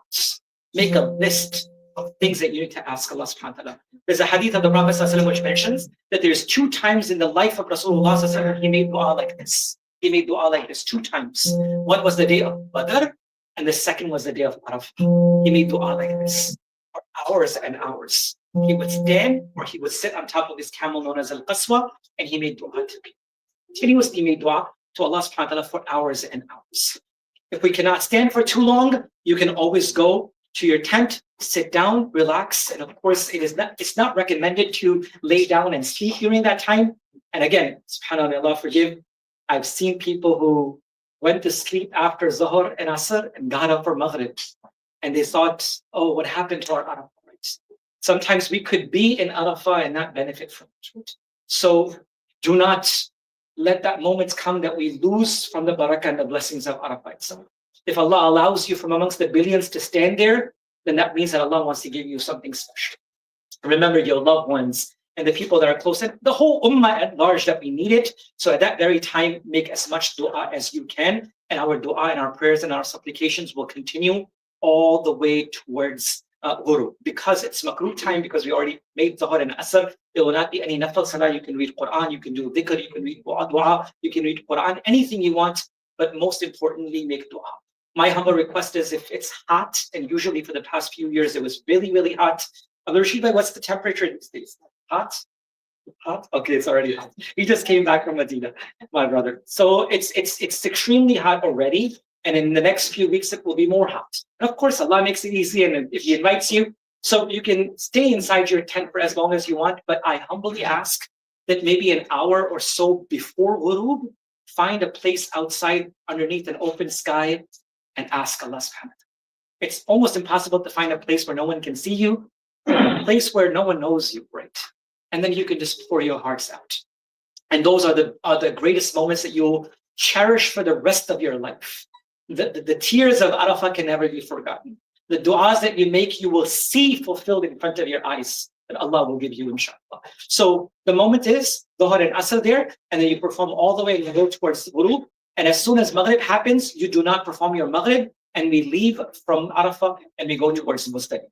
So the second day is almost complete, and we reach towards Muzdalifah. For those in trains, inside their walking or buses, that night is difficult. I'm telling you, this is difficult. May Allah make it easy for all of us. That's the day you need to stay close to your family, right? That's the day you need to keep everyone close. As soon as you leave the tents of Arafah, make sure that you're walking together. It's important because it's dark, it's late night, it's easy to lose someone. So make sure that you stay and stick together with your family that very night. Even leading towards the train station or the buses could become complicated. It's the middle of the night, it's nowhere, it's open air, and you can really be anywhere. So make sure that you have, you're close to your loved ones. At that moment, we will go towards Muzdalifah. Once we reach Muzdalifah, sometimes it's the middle of the night, sometimes even if it's just before Fajr, like it takes a long time. Sometimes Allah makes it easy, you can get there in half an hour, depending on the route, depending on the situation. Always ask Allah for ease during the course of your journey. Allah, make it easy. Allah, I'm not worthy of being tested, right? Continuously ask Allah. And Allah will never, inshallah, put you in a burden more than you can bear. Once you reach Muzdalifah, it will already be time for Isha. The azan will be given. The iqamat for Maghrib will be given. So we will make Maghrib in the time of Isha in Muzdalifah. Then the iqamat will be given. And then we will make our Isha Salat 2 rakats. And that at the moment you can make witr. If you want, you can rest for a little bit and you can collect the pebbles. The Rasulullah ﷺ collected his pebbles at that time. 49 pebbles if you're doing the 5 days of Hajj. If you're staying for the extra 6th day, then you collect 71 pebbles, inshallah, or 70 pebbles at that moment. But that's the night you can collect those pebbles for yourself. The best way to store those pebbles is if you have a water bottle with you, just once you finish it, dump it out, or just finish drinking it, and keep your pebbles inside the water bottle. It's the best. And then put it in your bag, and that's the most secure place that you have. And that's the most secure entity that you got for the next 2 days. Like you won't let no one touch that, right? So you put the pebbles inside that night, you keep them inside. A lot of people say, oh, you gotta wash them with Zamzam. No, just throw them at shaitan, right? You don't really need it. So able to wash it. Yes. So you really don't need it.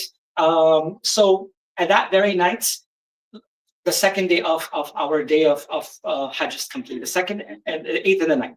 So we make our Maghrib, we make our Isha, we collect our pebbles, we stay for the night, and we rest up a little bit.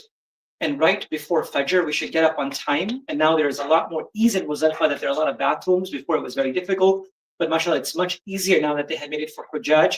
But now right after the Fajr Salah, it's the time for Wuquf. The time to make dua. Just like I said, when you see the Kaaba, moment of making dua. The day of Arafah, the moment of dua. The morning of the 10th of Dhul Hijjah, moment of dua. Please store that for yourself. This is the time for dua. Of course, all of it, but these are the key moments from the seerah of Rasulullah. On the morning of the 10th of Dhul Hijjah, the Nabi of Allah got up in Muzdalifah. He made his Fajr Salah, and right after Fajr Salah, he began to make dua. The Sahaba saw a smile on his face, and he said, Ya Rasulullah, may Allah always keep you happy. For what reason there is a smile? He said, I asked for a few things in Arafah, they were not accepted. But this morning, Allah accepted those du'as as well. This morning, Allah accepted those on behalf of my ummah as well. So that morning is very important too. So this is wajib, this is compulsory. Some people who are sick and unable to stay and elderly, they're allowed to leave in the middle of the night. They can leave Muzdalifah and they can go towards Mina or the hotels and then come back. But for those that are healthy and Allah has given them health and strength, then they should stay all the way towards Fajr. And right at Fajr time, after the Fajr namaz, stand and make dua. This is known as Wuquf in Muzdalifah, which is wajib. This is the busiest day that we will have. On the morning of the 10th of Dhul Hijjah, we finish our Fajr namaz, we're still in Ihram, and we'll proceed towards Mina, depending on your groups, through trains, through walking, through buses, and we will go back towards Mina. And in Mina, there are Jamarat. There are 3 stations of shayateen, where it says Sughra, middle, and then of course Kubra, small, medium, and large. That very day, which is the 10th of Dhul Hijjah, we will only throw 7 stones to the large shaitan. We will not throw extra stones, only 7 stones to the large shaitan.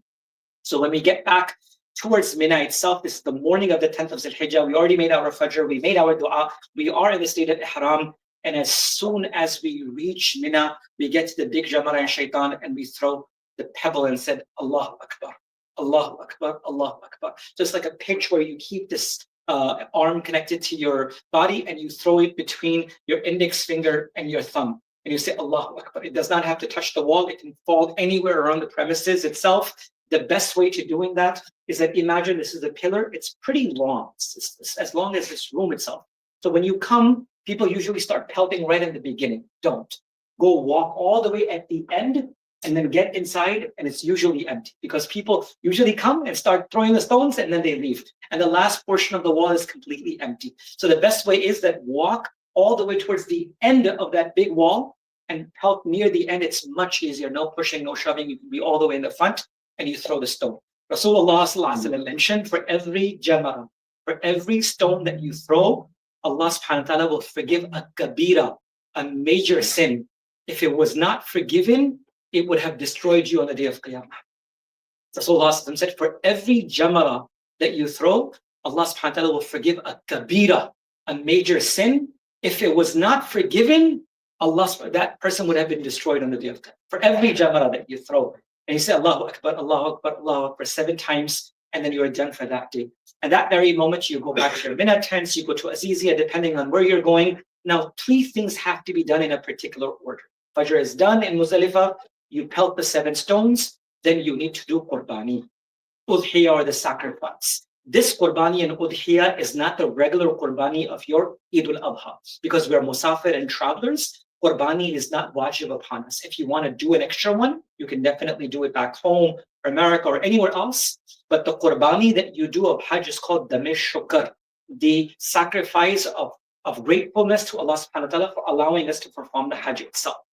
At that moment, you might have your groups or anyone else who's performing for your behalf, you need to get in touch with them and ask them that once my Qurbani is done, please let me know so that I can come out of the state of Ihram.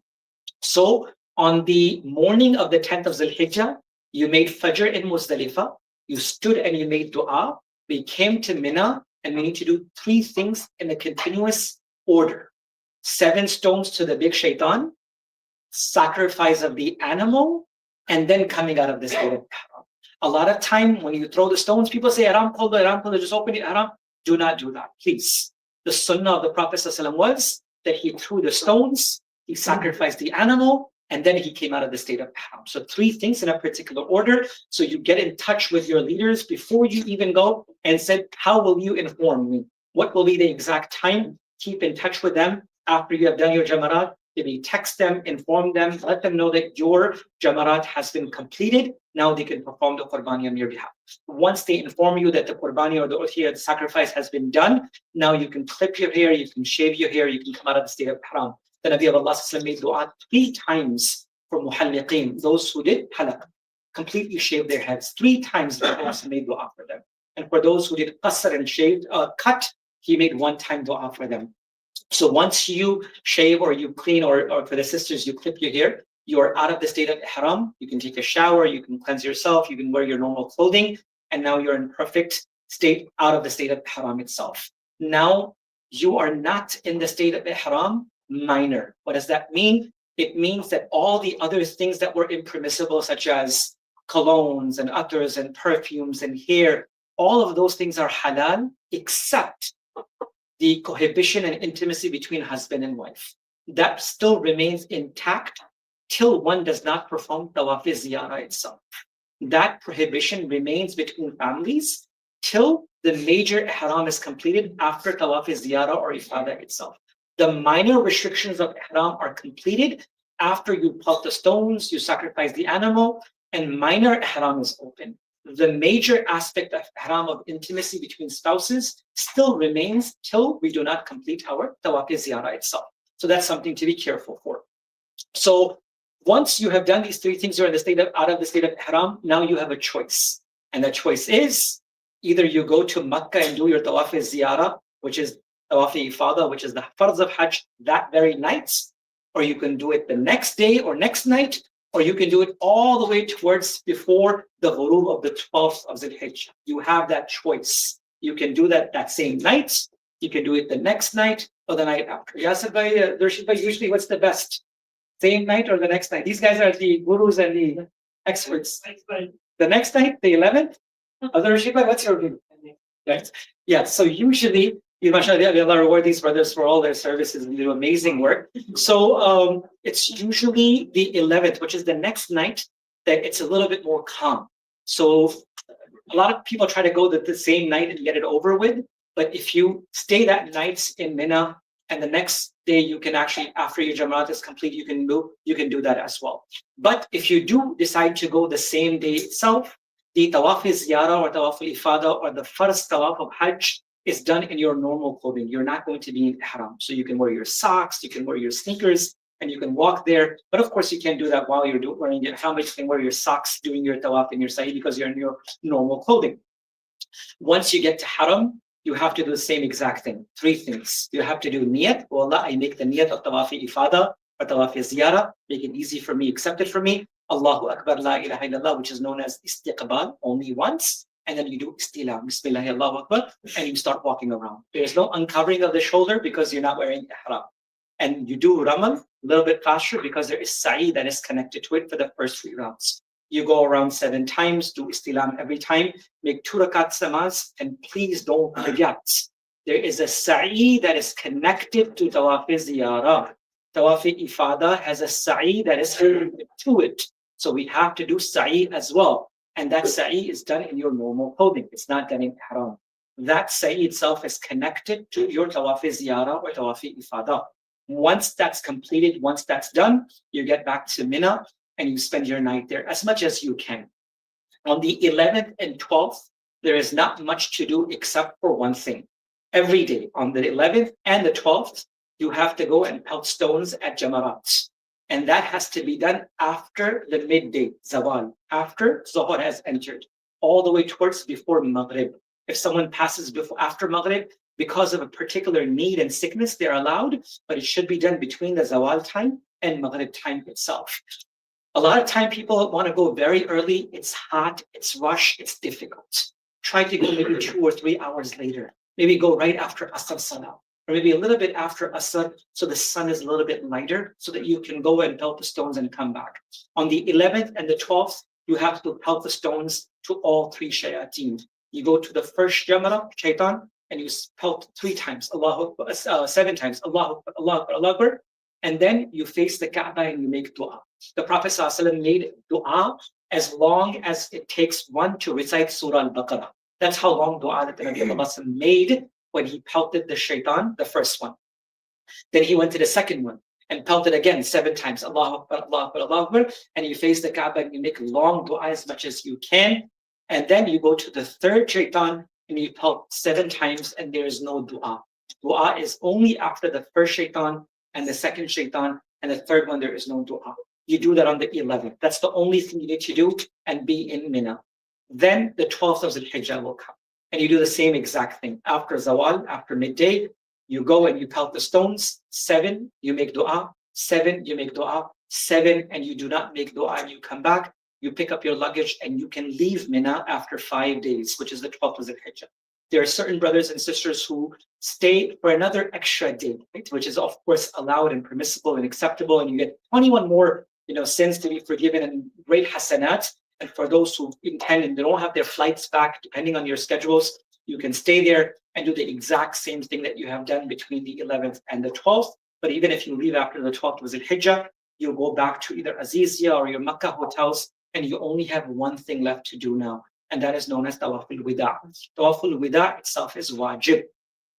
My humble request itself is that try to get that done as quickly as you can, especially for our sisters and mothers. Because of the state of purity, you want to make sure that's done as soon as possible. Because if they're not in the state of purity, then it will remain pending and you will leave a wajib itself. So it's important that we get that done. So as soon as you come back on the 12th, you can go the same night or before you're leaving, and you go back to the haram itself and you perform your Tawaf al-Wida. Tawaf al-Wida is also performed in your normal clothing. There is no ihram needed. There is no sa'i. There's no sa'i. The sa'i is for your Umrah Tawaf, and sa'i is for your Hajj Tawaf al-Ifada and Ziyarah. There is no sa'i for your Tawaf al-Wida, meaning your farewell Tawaf does not require any sa'i. You go and you do the exact same thing. Niyat. Oh Allah, I make the niyat of Tawaf al-Wida. Allah, accept it from me and make it easy. Make it easy for me, accept it from me. Allahu Akbar, la ilaha illallah. Bismillah, Allahu Akbar. And you go around 7 times, make 2 rakats of salah at the end, which is wajib, and that completes the entire Hajj of an individual. And that's where you can either go to Medina Munawwara afterwards, or if you've already gone there, and that's the time where you can spend the rest of the days. Now the question comes is, after you have done Tawaf al-Wida, can you go back to Haram? Can you go to shopping and stuff like that? Don't shop. No, you could. You could go to the stores, you can go shop, you can go back to Haram itself, there's no problem. Because getting the wajibat and fara'is done is very important. Get that done as soon as can. If you need to go back, and if Allah gives you tawfiq that you have another chance of another tawaf after that, go ahead and get that done as well. And during the course of those 5 days or plus, you are allowed to go to the mataf in your normal clothing. So usually they don't allow people to go in normal clothing. Only sisters can go in their abayas, and brothers, you have to be in ihram. But during the course of those days of Hajj for about a week or so, you can actually go anytime you want in your normal clothing. You don't even need ihram. So if Allah gives you tawfiq, once you have done your Tawaf al-Wida, if you had time, Allah gave you time, it was the middle of the night, you feel like there's not a lot of people, you just go and perform another tawaf. Any tawaf that you do intentionally as the last tawaf to leave will be constituted or considered as your Tawaf al-Wida itself, and that will be done like this, inshallah. So this is something in a nutshell. I'll share the presentation. I know I had to rush through the portions of it. We did exceed the time. Please forgive me. If you have any particular questions at the moment, or Abdul Rashid Bhai and Yasir Bhai, if you have any points and tips that you feel are important that we can mention to the group, inshallah.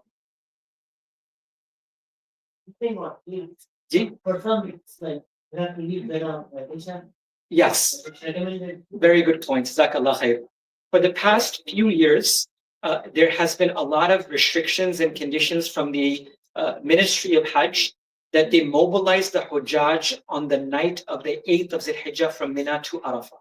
Because the movement and momentum of people moving in early morning of the 9th of Zulhijjah is very difficult. Moving 2 or 3 million people from one small location to another small location is very difficult. So for the past few years, the Ministry of Hajj has been allocating, meaning they have been enforcing that this area will leave at 12, this area will leave at 1, this area will leave at 2. So depending on where you are in Mina, you might have to leave Mina before making your 5 namazes. So you might not be able to get your Fajr in Mina itself. So you will make your Dhuhr, your Asr, Maghrib, and your Isha.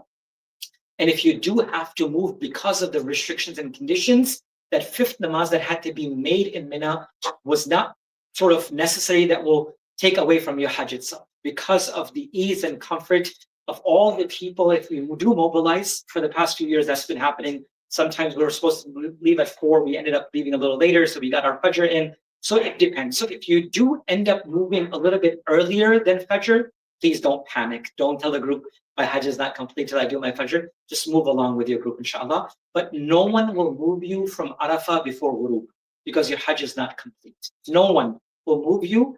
They will ask you to get closer to the buses. They will ask you to get closer to the train station. They will ask you to start making the lines, but keep yourself busy with dua and supplications. But you will not leave Arafah before the Ghurub, because your Hajj will not be completed at that time. Jazakallah for that.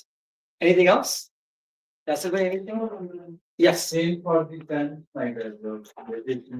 Oh, yes. For some groups, because they want to make sure that they have easy mobilization, sometimes they will take the Hujjaj on the night of the 7th to Mina as well. So you might have to prepare yourself in Mina before the rush comes, so you can do your niyat on the morning of the 8th as well. Jazakumullah khair. Yes.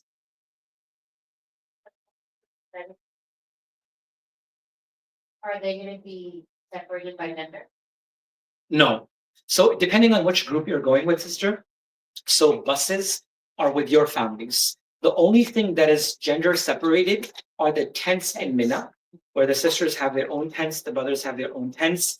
During the course of your tents, if you are in ihram and for our sisters and mothers, if you have to untie your hijab for a little bit, when there are only sisters inside, that's okay. That doesn't take you out of ihram, because it's difficult, it's hot, it's congested. So if you have to loosen up your scarf a little bit inside the Mina tent for the sisters, that's okay. That does not take away from your ihram itself. But of course, whenever you come out of the tent, the men and everyone is all around. So make sure that you keep that aspect of parda. But the tents in Mina are separated. The tents in Arafah are also separated, where the men and women, usually it's a big, huge marquee, and they put a little partition, brothers on one side, the sisters on one side. But when you do come out of your tents, you can stand with your family members. So for example, if your spouse is with you, you can both go to a side and stand together and make dua. You can definitely do that. And then, yes, I'm gonna go. And then when it comes to transportation, for many people, they transport them with their family. So you're not separated from your family. Most of the groups, yes.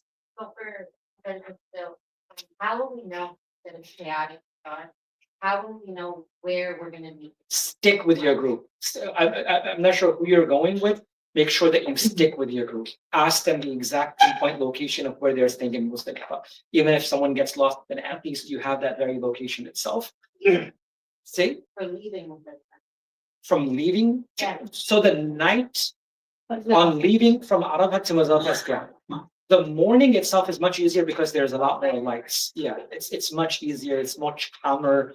Some people have already left in the middle of the night because they use that excuse. That morning of Muzdalifah is still a little bit more calm, but that night leaving Arafah to Muzdalifah may become a little difficult. I'm not saying it is, but just make sure that you stick on with the group. If they're moving, then move with them. Stay together. And the major point itself is make sure that we're listening to instruction. I think that's one of the most important part is to make sure that we listen to the instructions of our groups, inshallah. No, I have a question. After Qurban and Halq, we can go to our hotel, freshen up, and then go for captain. Of course you could. If you have access to your hotel, either in Azizia in Makkah, then you can do your pelting of the stones. And after the pelting of the stones, if you have access, you can go directly to your hotel. Wait there, rest. Then look for the notification that you have your Qurbani done, and then you can take a shower in your hotel, so that you don't have to take a shower in Mina. You don't have to come back after your pelting. It makes it much easier. And then from there, you take a shower, you change your clothes, and from there you can go and do your Tawaf, Ziyarah or Ifadah, depending on that. Yes. I have a question. How is the best way to communicate amongst the family? Like, we can carry a cell phone from here and have like I can have Verizon and have added for one day or whatever? Or do we get a cell phone from there? Sure. And is that better? Sure. So I think the best mode of communication is to take something from here. Yes, you could get something. If someone has T-Mobile, you get access to T-Mobile where it's much easier and you get 210 countries free and your WhatsApp is free and your texting is free. So it's much easier. If you don't have WhatsApp, then maybe you can get like a 5-day or 10-day plan. Can I put in a plug for a friend? I have a friend, he has a eSIM company, Saudi called Wadi eSIM. So you can actually, get that done in your phone. It's a 5-day package or a 10-day package for $5 or $10. It gives you around 10 GB of data. And you can easily use your WhatsApp. You can call through WhatsApp and it's around $7 or $8 for around 10 days. So it's called Wadi eSIM. I can send you the link. You can download the SIM, but activate it only when you get there. So you have access to a 10-day package of 10 GBs or 15, depending on how you need. And then you can easily have access, and it's much cheaper than having the Verizon or other plans open. Only if you have eSIMs. Yes. There's a question? Someone? What are the Yes. chances that you may not receive notification that the Qurbani was done? It's challenging. You would have to figure out, and you have to have multiple mode of communication with the group leaders. But usually they're very good at it. They won't miss because it's part of it. But make sure that you are in talks with their organizers before leaving. That please inform me. I need to know, so that they know that you're on the list that needs to be known and notified. Yes, buddy. Yes, but we booked our Adai with Muslim. Yes. So is there any process, like how we find out? Adarshik bhai and Yasir bhai, someone did their Qurbani through Rusul. Yeah, that's fine. Don't send notification. They send notification on the app. After the text message, yes, it will get email instead. Okay, Okay. that's the Nusul guy. Are we getting it directly from this? Yes.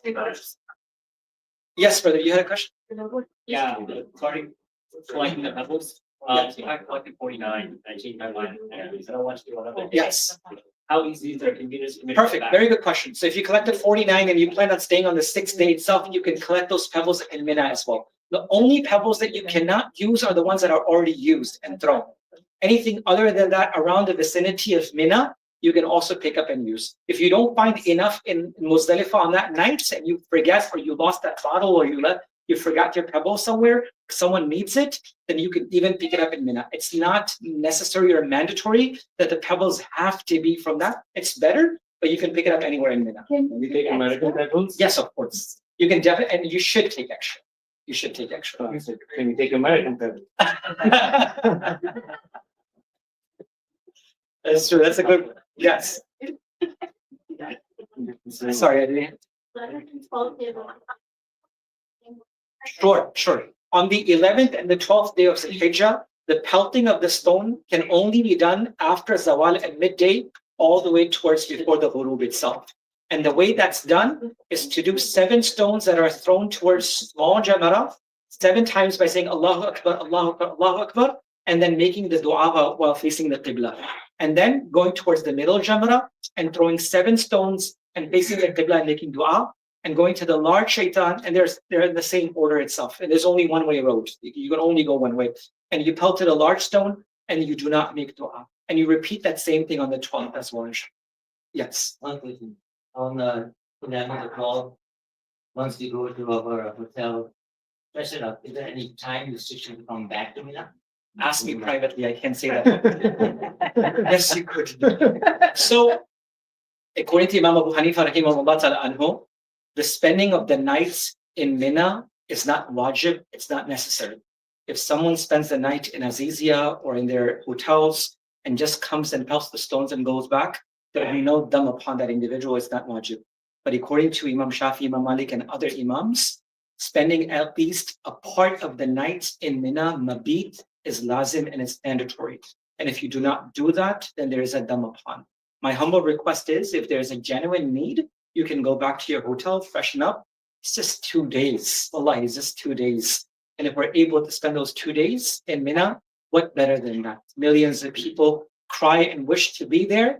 And just for the comfort for 48 hours, it's just a little bit more qurbani. Of course, we don't ask Allah for difficulty, but try our best to spend as much time as we can in Mina, inshallah. But if for some case someone does not, or someone has done multiple Hajj and they know, it's okay. You can stay out of there and you can just go for helping the stones and coming. Yes, brother. Just for the days that we're going back to Mina, right? When we go back Yes. to Mecca and then go back to Mina, is there transportation provided or is that every man for himself? It will really depend on your group, but it's the most challenging one. It's sometimes the most difficult one. Sometimes you have to walk it. Sometimes you get the buses. That's the challenging part itself. That's one of those difficult moments. Sun not even breaking. Yeah, yeah. Up to some certain point. Sometimes it's challenging. Last year it became sort of very easy from Allah subhanahu wa ta'ala. I was with my brother, we pelted the stones. Oh, we did the Tawaf, we did the Sa'i, and we left behind Safa and Marwa and we saw these huge lines of buses.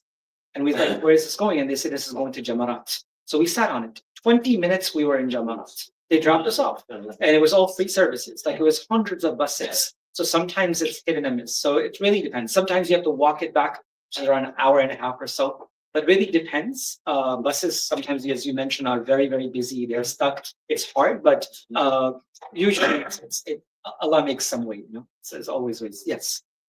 When you miss the mode of the transportation with the group, and you, like you said, make another bus going to Correct. Jamarat, or you can do that without the group. Private buses will not pick you up. For example, if there's a group bus, it's already allocated. They have IDs. They won't let you sit. But if it's for transportation for hire, they might be able to. But it's very difficult to jump into someone else's group's buses because they will not accommodate anyone else. Yes.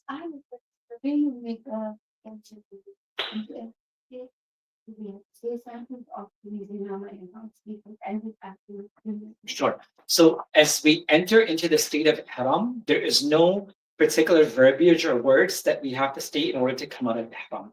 The completion of our actions and amal automatically take us out of the state of Ihram itself. So as soon as we complete all the arakin and actions and clip and cut the hair, you're automatically out of the state of Ihram. Yes, but Well, I know you mentioned after the farewell, Tawaf, it's still a day in Haram. What is the understanding that we have to leave? you gotta tell me where you got it. I thought that you're back. Yeah. Farewell. It's just a lot of made up stuff. Usually it's recommended that Tawaf al-Wada should be our last action. Prayer comes. We're not going to play this things that are misconceptions, things like that. Yes, brother. Yeah, Rada point, how early hotels the for? It's already open right now, but it's already booked. Yes, it's open and it's already booked. I was checking. It's open for tomorrow or day after tomorrow. But when it comes to the middle of May, it's usually booked. Hazrat, what do you guys say? Asr bhai? So most of the groups try to get permit, but it's not easy. So the recommendation is as soon as you get your Hajj visa, you create an account, keep checking. Sometimes they open, and you do make an appointment if there's availability. But once you get there, the group leader, whatever you group with, if they have a group reservation, they'll let you know. So that way you cancel your individual, someone else can use it. But try to get an appointment around once you have your visa, you can create an app and look for it. They open randomly and you can see in a couple of weeks they'll start opening. Right now it's not open for the date of the It's usually pretty busy, and one thing that you actually have is access of a fast track booking. It's very busy. It opens every 20 minutes. So if you have the Nusuk app and you go to the place where you need to book, where it says Roba, and you go to either the male or female, whatever you have, and you select the dates and the times. I'm not sure if I will be able to show you. So if you, for example, if I'm going here and I'm selecting the times, it's not pulling up. If I go there, it will have time slots. But usually most of those time slots are already booked and scheduled. But every 20 minutes, for example, 120, 142, 220, 243, every 20 minutes, they open a fast track booking. So at 21, it's not going to be there. At 19, it's not going to be there. It comes every 20 minutes. That's the trick. You need to get on it right before it comes.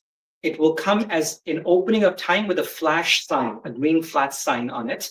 Right? If you go to Six Flags, the flash pass itself, like the green thing, That's the flash one. You can do that once a day. Like you don't even require 365 days. And it usually actually comes. I was just there and actually comes. So you can select that and allows you, even if you don't have it, it rapidly comes. So if they don't fill up enough people there, the 20-minute booking might be available. So you just have to be on it and check. Just elaborate or some people don't know. Sure.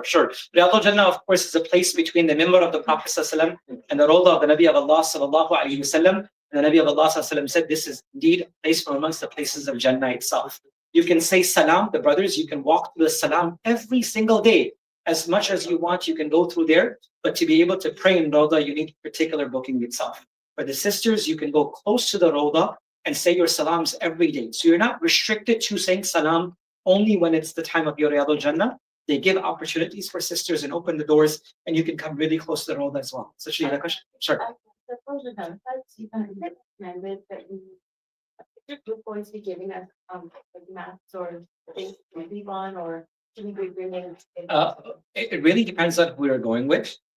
Because subhanAllah, there used to be a time that we used to be as one group, right? There's much easier pre-COVID, but now it's so many groups and so many different nusuk, providers that it's very difficult for us to even know who will be providing what they will be providing. But for most groups, they do provide some sort of bedding and mats for the day of Muzdalifah itself. Usually the Hajj ministry itself actually provides a small sleeping bag for every Haji. Sometimes you get it, sometimes you don't. Sometimes you reach your destination that you're supposed to, and sometimes you actually don't even reach there because it becomes so late that they stop the bus and they say, we'll just stay here for the night itself. So it really depends, but the ministry itself tries its best to provide. If you want, you can keep a small mat for yourself that's rollable and things like that. But again, it's something that you would need to carry from Mina to Arafah to Muzdalifah and then way back. So you just want to make sure that you have enough comfort and strength to carry it. So what happens to you for just Salah when you leave, when they took you out earlier? You pray in Arafah. Oh, in Arafah? Yes. So they take you to Arafah and you get there around 2-3 o'clock, you get settled and you make your Fajr in Arafah. So you're there much earlier. Salah, isn't it? That's fine. That's no problem. Yes. What is the time of the wall and how does it relate to the time of Dhuhr? Sure. Perfect. So there's this app I personally use. It's called Mawaqit. It's on your app. It's called MUWAQQIT, Mawaqit, which is the plural of time, waqt. If you have this particular app itself, of course there are many other apps for the times itself. It takes your GPS location and tells you the exact time, even to minute seconds and milliseconds on the time of Zawal itself.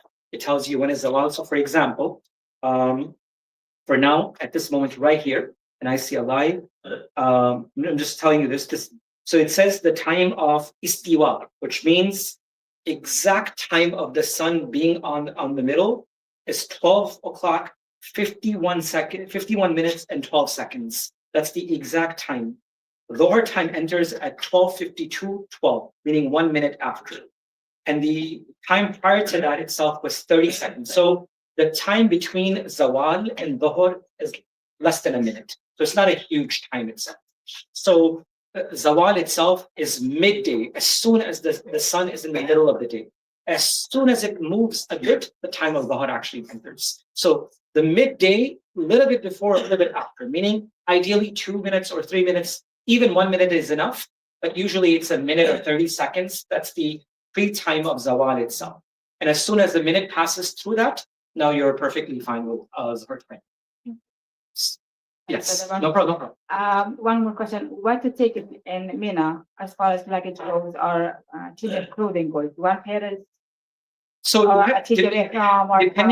depending on where you're staying. If you're staying in Makkah or you're staying in Azizia, it really depends on how far your hotel is. As one of the brothers mentioned, that can we go after pelting the stone to our hotel room? Can we go and change and shower and come back? If you're going to do that, then you may not need the extra gear. But if you are staying away and you have to go back to Mina and change, then yes, having an extra pair is not difficult. Just keep something extra, even because for sisters it's much easier. Keeping extra abaya or something like that Even on the day of Arafah, you could change things like that. So having something extra in your backpack, you wouldn't hurt yourself. Yes. For the haircut, we do it ourselves, or how many inches? Sure. So for sisters, they have to get the entire ponytail of their hair, the bottom of the hair, when it gets to the bottom of it, as much as the hair can wrap around your index finger. The bottom of the hair, as long as it wraps around your finger, you can clip it. The best is to have someone who is a mahram to you or another sister who's already out of the state of ihram. If you're going with your family and your husband and your son or anyone else, your brother, they are out of ihram, they can cut it for you. If there is no one, then you can do it yourself. You can cut your own hair in order to come out of the state of ihram. And you would do that both times. You would do that at the time of Umrah, and you would do that at the time of Hajj as well. Is it one strand or the whole ponytail? The entire pony itself. Yes. Man, if by the are Crocs okay? Because the thing with the Crocs is in the back sometimes. They should not use the back. They should not turn on the sports mode, which I know my kids do not turn on the sports mode of the Crocs. So you could keep the sports mode on other times, but when it comes to ihram, then just keep it off, which is few hours. The rest of it, you can always put that on and you can use that. Yes, I'm sorry. If a mask allowed, if a person is sick. If a person is sick and low immunity and other issues, then they could. But I would recommend only at congestions and a lot of places. So for example, if there's a lot of people in one particular place during Tawaf or things and you know that you get sick easily, then you can keep it on. Try to not keep it for more than half a day itself. Anything that exceeds half a day would require a dam, unless it's a medical need and emergency. If it's less than half a day and it's for precaution, you could use it. As Al-Mu'mineen Aisha radiallahu anha said, that we would not cover ourselves, but as soon as people would come, we would cover ourselves and we would sit to this. Meaning, in the times like that, one could. But in a medical emergency or low immunity, one can, but try not to use it at all times. For example, in a bus or maybe in a train, if there's something more open and it's easier, then keep it off for a little bit. Or in your hotel rooms, keep it off for a little bit. Yes. So during our stay, I saw Yes. So while you're in Mina, try to do as much as you can when it comes to Ishraq and Duha and extra Salah and Awabin, because that's the best time. You don't have much to do. Set targets for yourself, maybe 50 nafils or something like that. Of course, Allah doesn't need the count of the numbers, but if you don't put yourself on that list, it's hard to accomplish things. So yes, you can do your nafil, you can do your duha, you can do all the extra ibadah. Yes. Sorry for lack of knowledge. You're using the word dam. Yes. So the word dam itself refers to a penalty of those actions that require an animal to be slaughtered.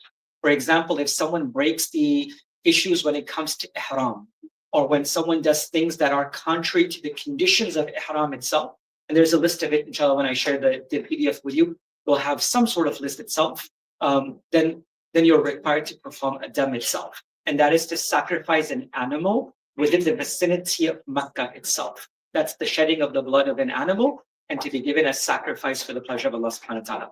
A lot of people at the end say, you want to do extra, you don't need to.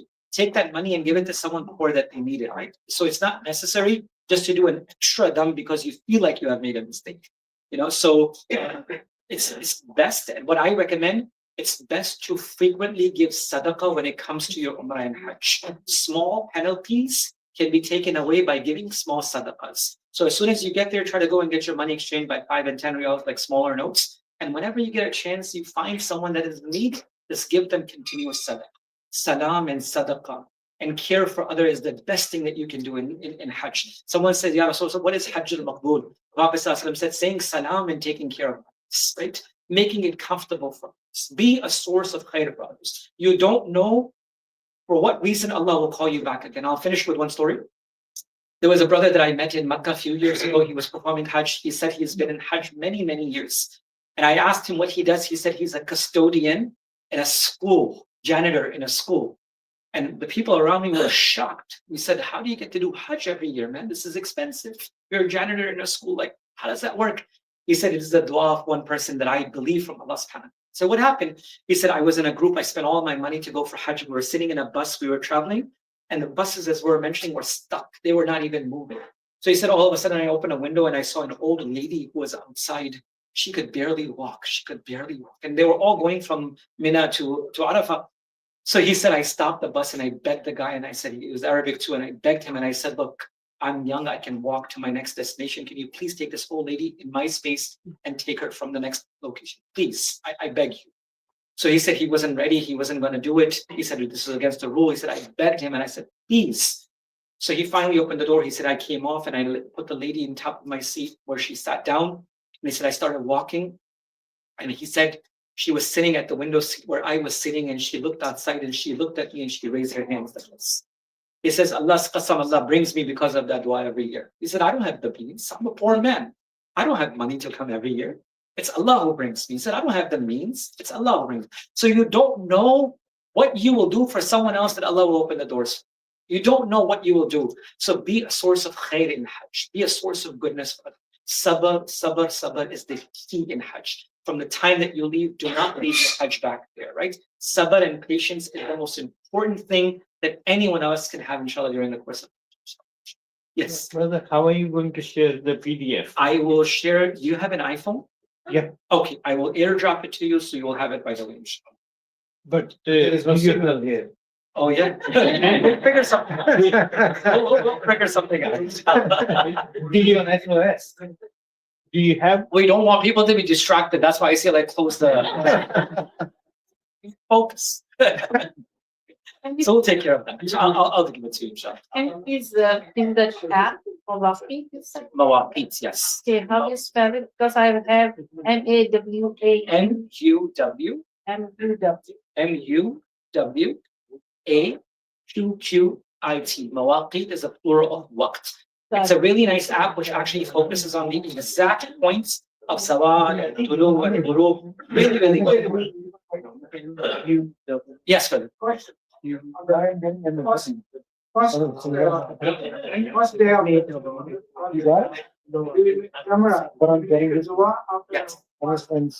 Very good question. The first day of Jamarat, which is the 10th of Zulhijjah, you held the stones in the state of Ihram and you do not make dua because it's the larger shaitan itself. So there's no dua after the pelting of the large shaitan. So there's no dua. It's a good question.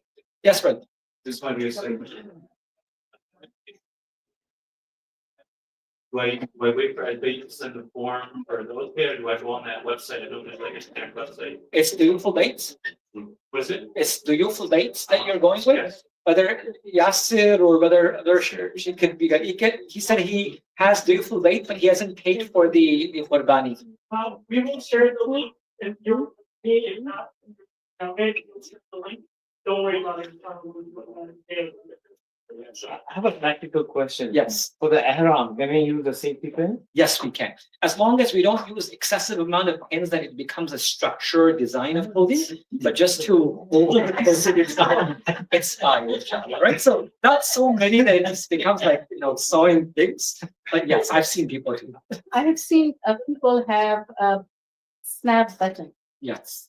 It's not good. They have Velcros, they have snap buttons, all of these things are counted. It's not recommended to use anything like that because it actually takes the shape of it.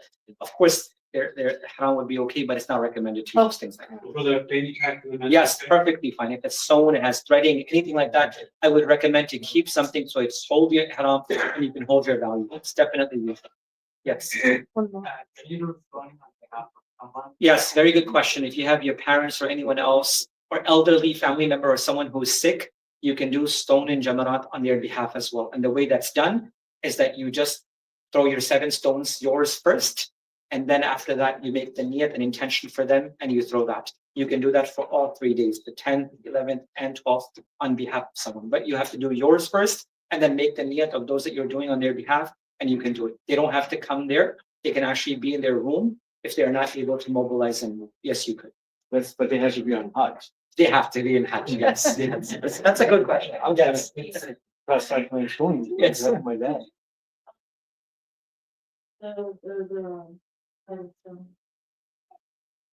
You did a Umrah or on behalf of someone before you do the Hajj. Sure. So the Umrah that you initially do is part of your Hajj itself, the first thing. The best is that if Allah gives you time post the 12th of the Hijjah to do, because it is makruh to do any Umrah between the days of Hajj itself. So either you do it prior to reaching there, if you're doing many days before, you could, or the best is that once you're done with all the rituals of Hajj, then you can perform Umrah on behalf of someone else. So, before 8th of Hajj, somebody has done Umrah, Tamattu, so they can do another Umrah? It's recommended that there should not be any amal between the Tamattu Umrah and Hajj. But if someone does it, it would be okay, but it's not recommended. Good. Thank you. Jazakumullah. Yeah, you guys have a question? Yes, sure. For the two rakats that you mentioned after the Tawaf, you said you don't do the two rakats after Tawaf if it's the time between Asr and Maghrib. You said to do it later, so do we do it after then or Maghrib Tawaf? Sure. So good question. So if it's a long time between Asr and Maghrib, you don't want to stop your sa'i, right? You want to go and perform your sa'i. Those 2 rakats does not stop you performing your sa'i. Go ahead and perform your sa'i. And then you go ahead and once you're done with sa'i, you can perform your 2 rakats if the time of Maghrib has entered.